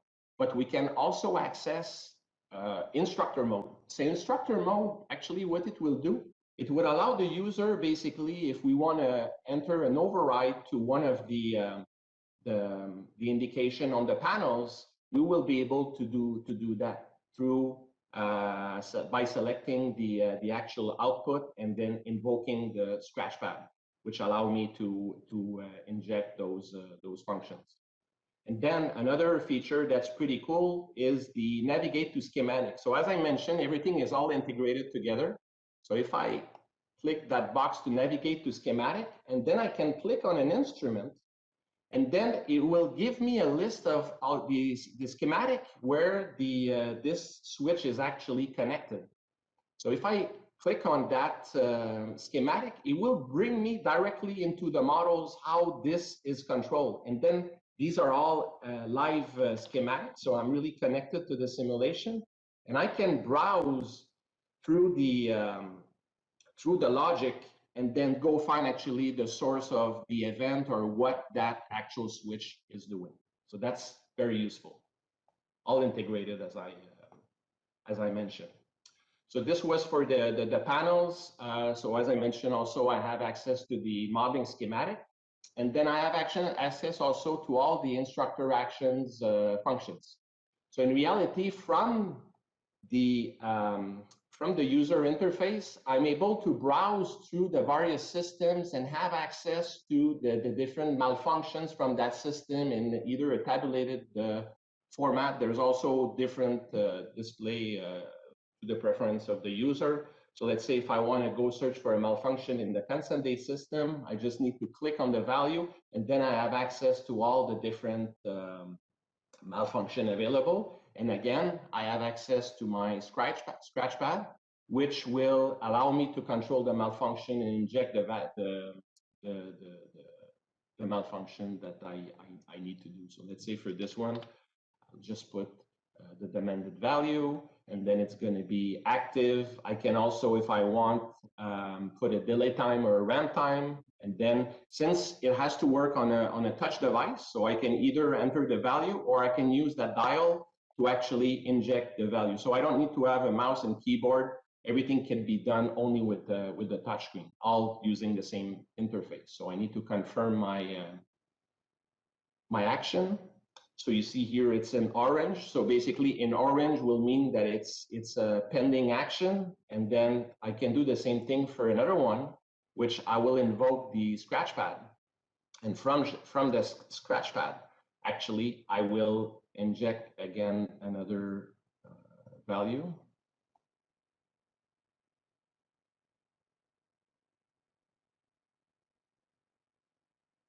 Okay. So now it will be that one is pending and the other one is active.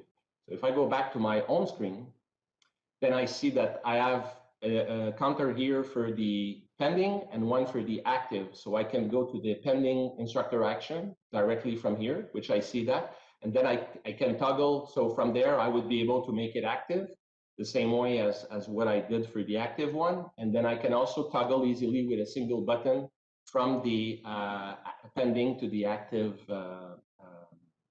instructor actions.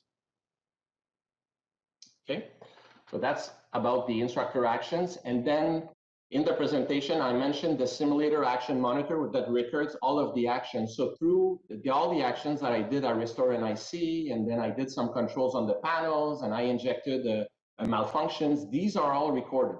So this is the view of the instructor where he can see what happened to the simulation.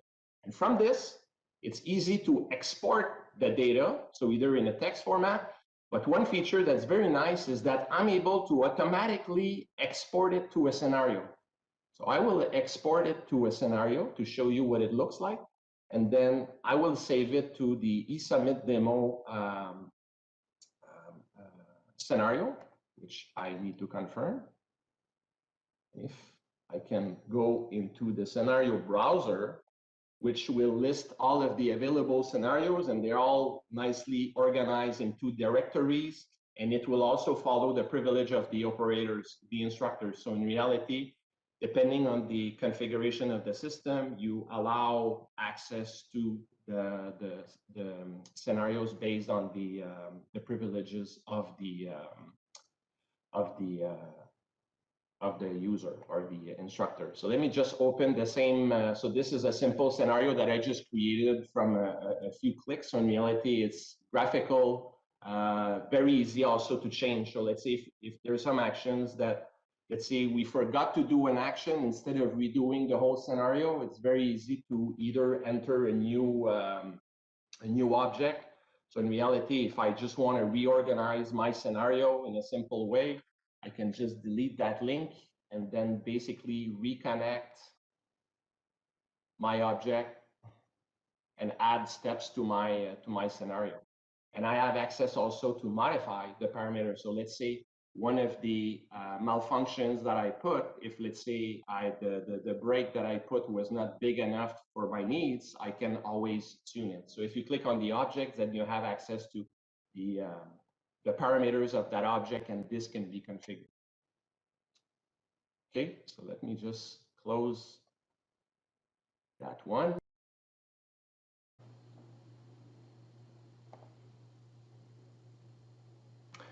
And now we'll open another scenario that has evaluation features.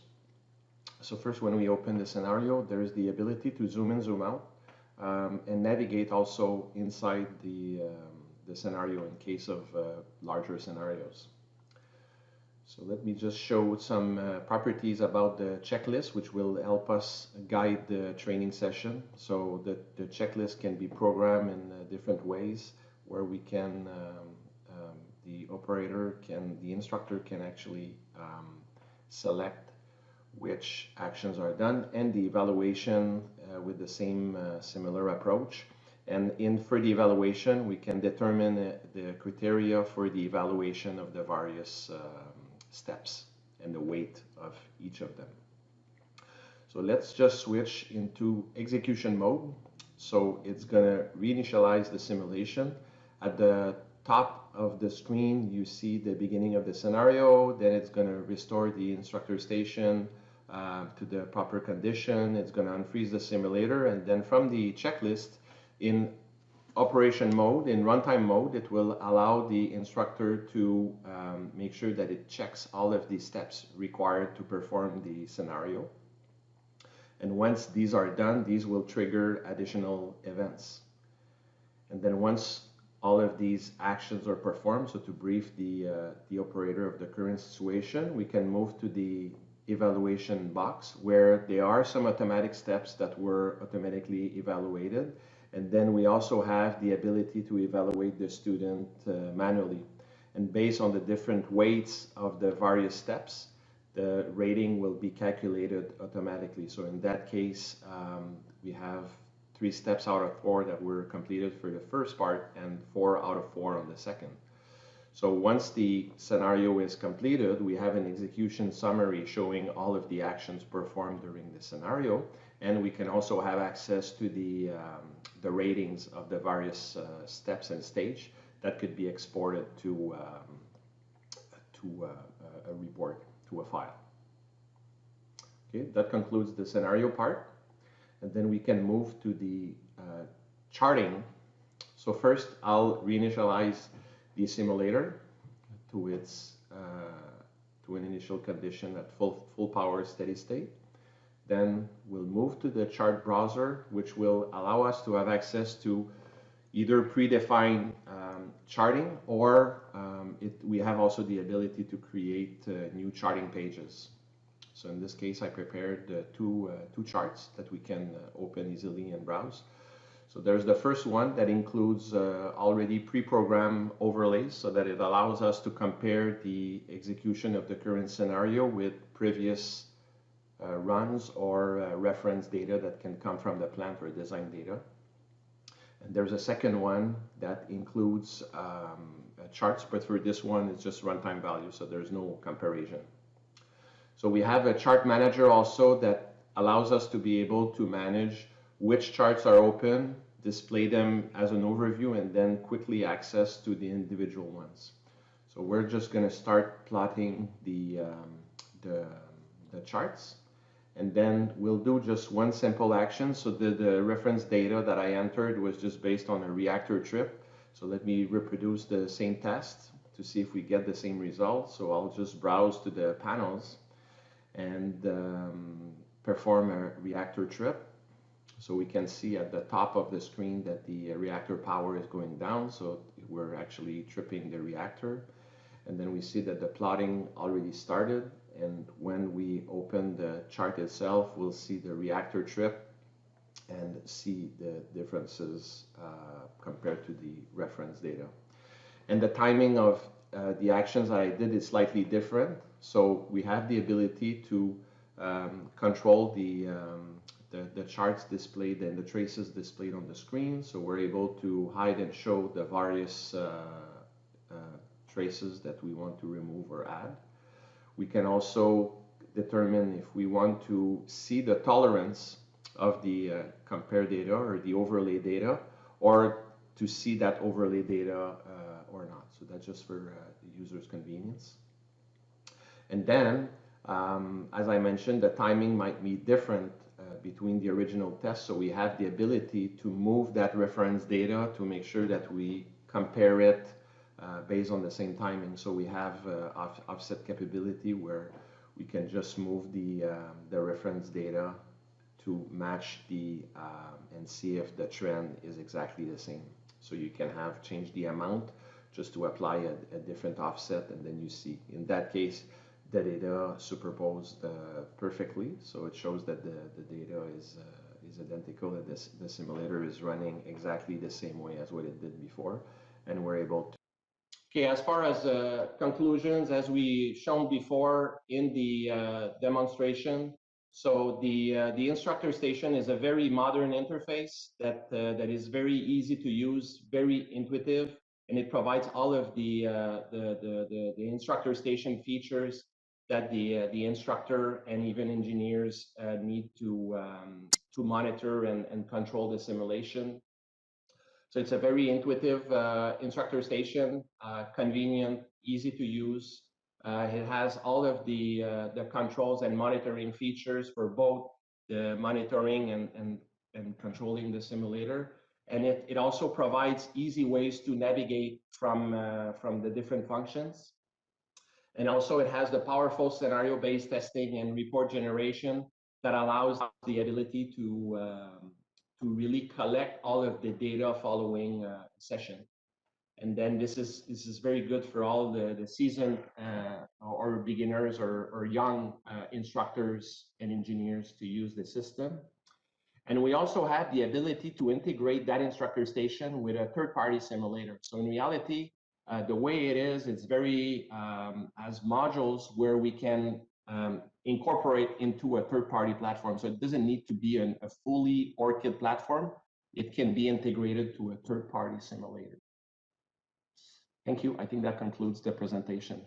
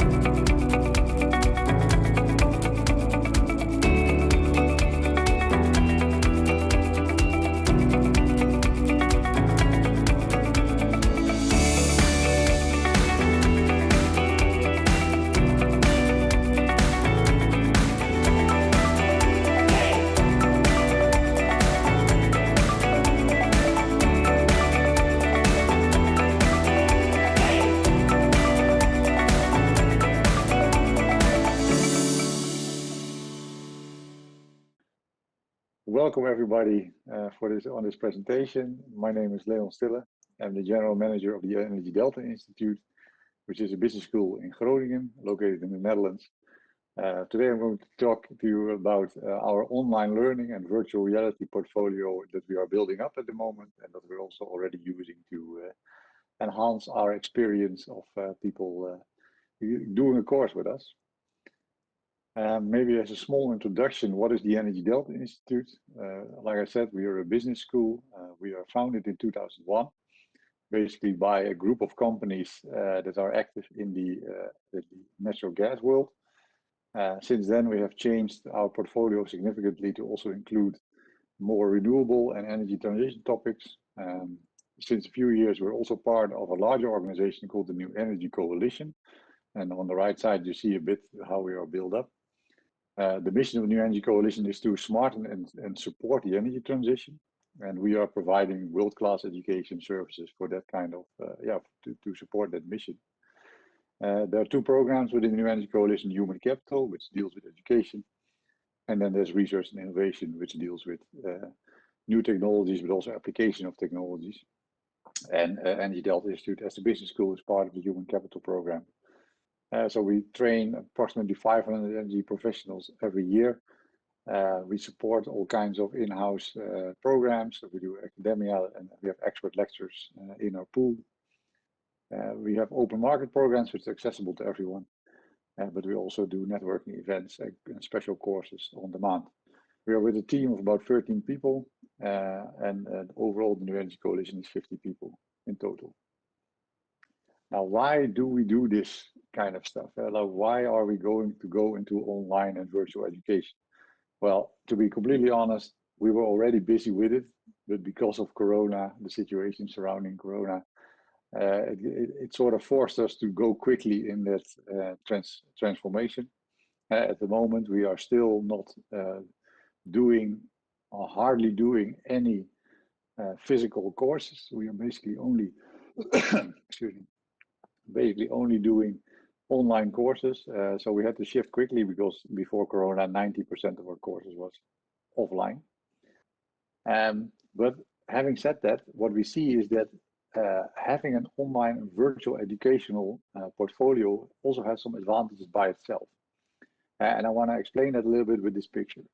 So the strengths that we have as a business school is actually that we have top lecturers from all over the world. We provide networking opportunities during the course, which is very important. It's one of our unique selling points, that people from professional educational, of the professionals that want to have education, actually come together and get to meet each other from different companies in different settings.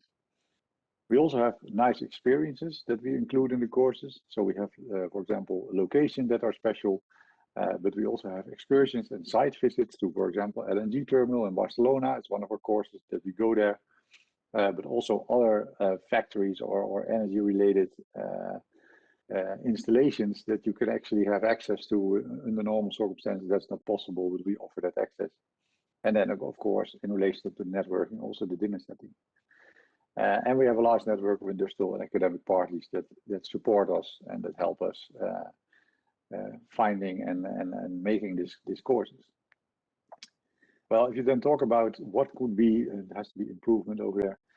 You could talk about what is then an opportunity or a weakness, basically, that can be translated in an opportunity for online, is that we are an international business school, but we're not a very big business school. So in that sense, our challenge is to be international oriented, but at the same time also focused. I mean, you cannot be everywhere at the same time. Also, like I said, the portfolio historically has been very fossil based on mainly natural gas. We already shifted that. More than half of the portfolio is about renewable energy and energy transition, but it's still, that change needs to go further. There's also a limitation in outreach due to the emphasis on physical courses. So we, in the beginning, before Corona, we were very much physically supporting physical courses, but it's also a limitation in that sense because your outreach is less. And the lecture pool is of high quality, but it's also limited in geographical spread because, of course, having a lecture in Australia is very hard to have because he or she cannot go to the Netherlands or to Europe to give a lecture every time. And another thing is that the programs are costly also for the participant if you want to travel everywhere, if you want to go everywhere. So the threshold for the program is also quite high because it is a costly program.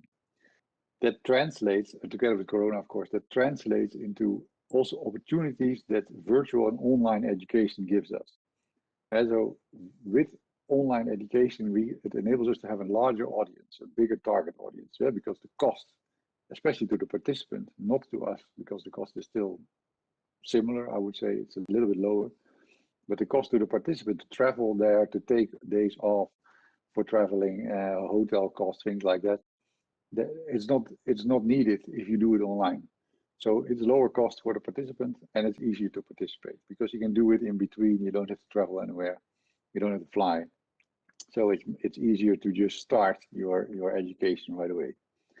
Also, using virtual reality, and we'll come to that, it enables us to do site visits and also emulate the network experience, similar to what we are experiencing here in this conference.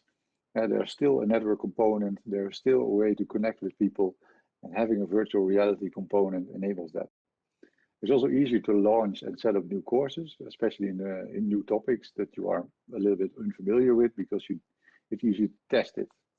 And it also provides a modernization of the portfolio, so hopefully also competitive edge. There are not that many business schools that are working on it at the moment.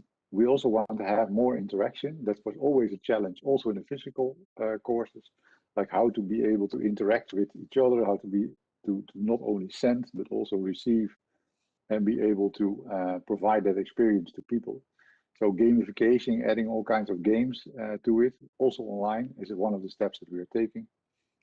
We can expand our lecture pool, obviously, around the globe, because if you can just sit at home and do a lecture, that's easier than travel somewhere to do the lecture. And also there are some additional analytical opportunities that can be had. So learning time, quality, things like that, we can all test better with an online and virtual program. So how does it look like for us? I'm just going to give you some examples of the things that we have been putting into practice. So here we have our own learning platform. It's called Docebo. So this is just an example of how it looks like. Here with Docebo, in that sense, is the basis. So we set all these different courses we do through Docebo mostly. So it gives us the ability to make independent learning lines. It's also, it has the ability to do standalone courses with a different business model. So you can basically buy the courses by yourself, every single one. We can also use this platform to offer to other companies, so that you can make an in-house training, for example, that we put it on Docebo, and then we change the Docebo look in such a way that it reflects the company that we're doing the in-company for. So it's their own house style, and we can send webinars and MOOCs and videos and things like that through the platform. So it's a very useful addition and a good basis to start from. Obviously, like I said, we started first with virtual courses. So basically translating our physical courses to a virtual format. Well, that sounds easy, but it's not, because you cannot translate an 8-hour physical course directly from an 8 hours physically to 8 hours online. That is not really possible. Having an online course, we found out, it just creates a different attention span. You cannot sit behind the computer all the time. You have to do something in between. So we sort of split it up. We make these virtual live sessions. So the live courses, which we use mostly, actually, we do them through a studio or from the lecturer at home. And then we basically split them up. So we make sure that there are 4 hours in the morning or in the afternoon, and then the next day another 4 hours. That's basically one day. That makes it much more dynamic and easier to sustain in the long run.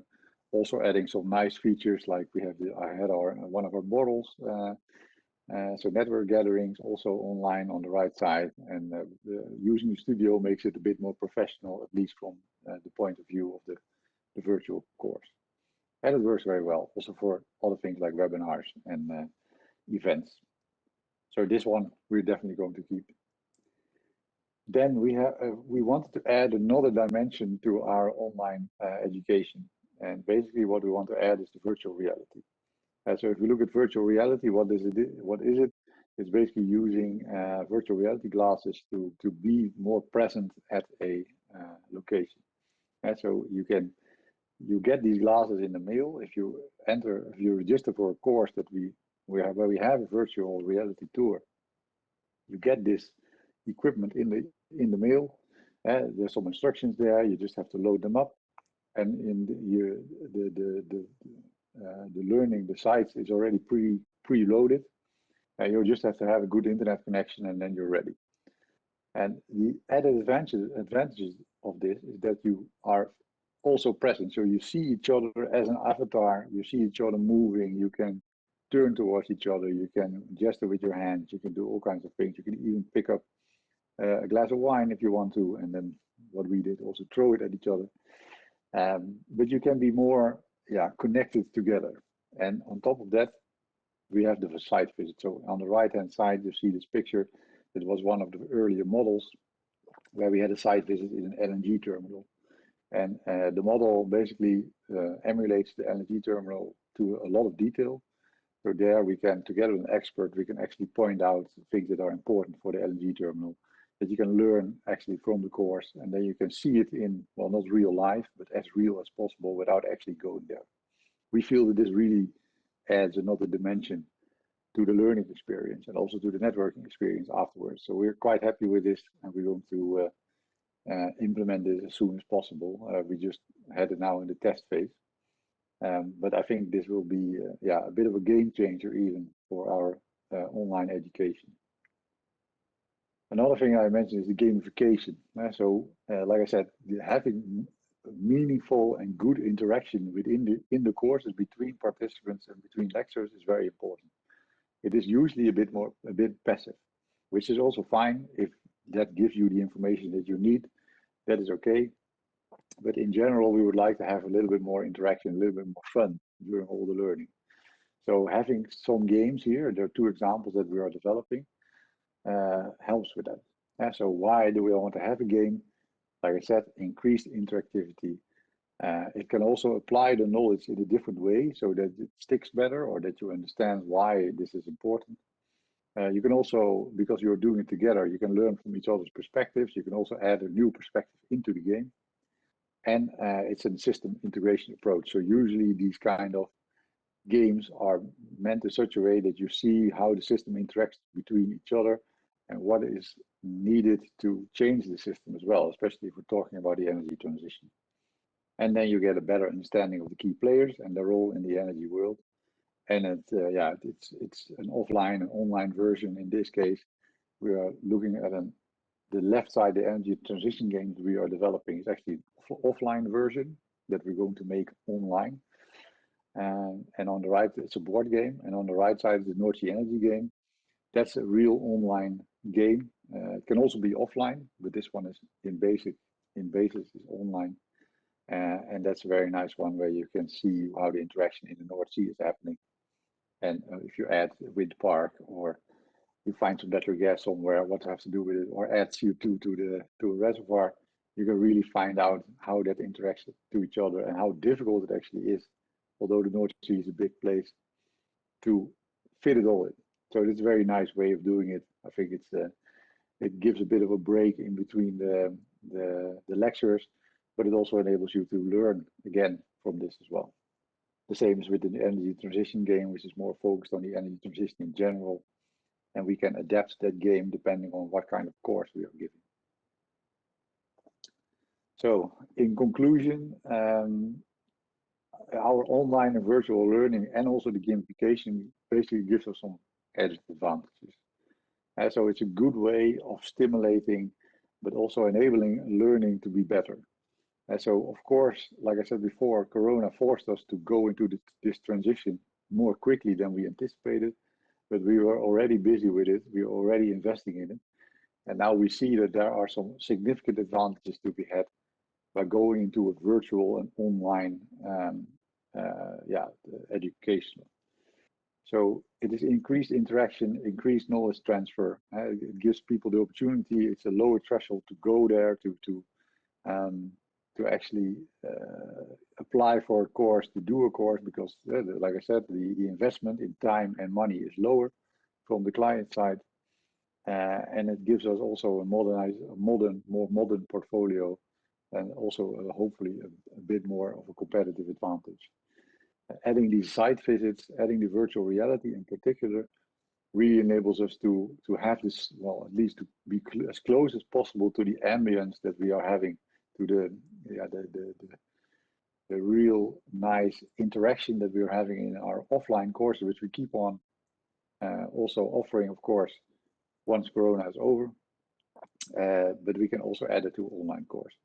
So in that sense, we can at least approach this networking as good as possible, and with something that's also fun, because I can say from my own experience that having this virtual reality, although it looks a bit funny if you have it on your head, if you're inside it, it's actually pretty nice. It gives you a much more in-depth experience, and you can even visit places that you are normally cannot visit at all. We also had one where you visit a underground gas storage system inside the underground gas storage cave, so to say, which is a place where you normally cannot come. So all that, having said all that, is actually pretty good, and I'm confident that we will continue with our online and virtual learning systems. If you have any questions, please contact me later, and we can have a good discussion about it. Thank you very much.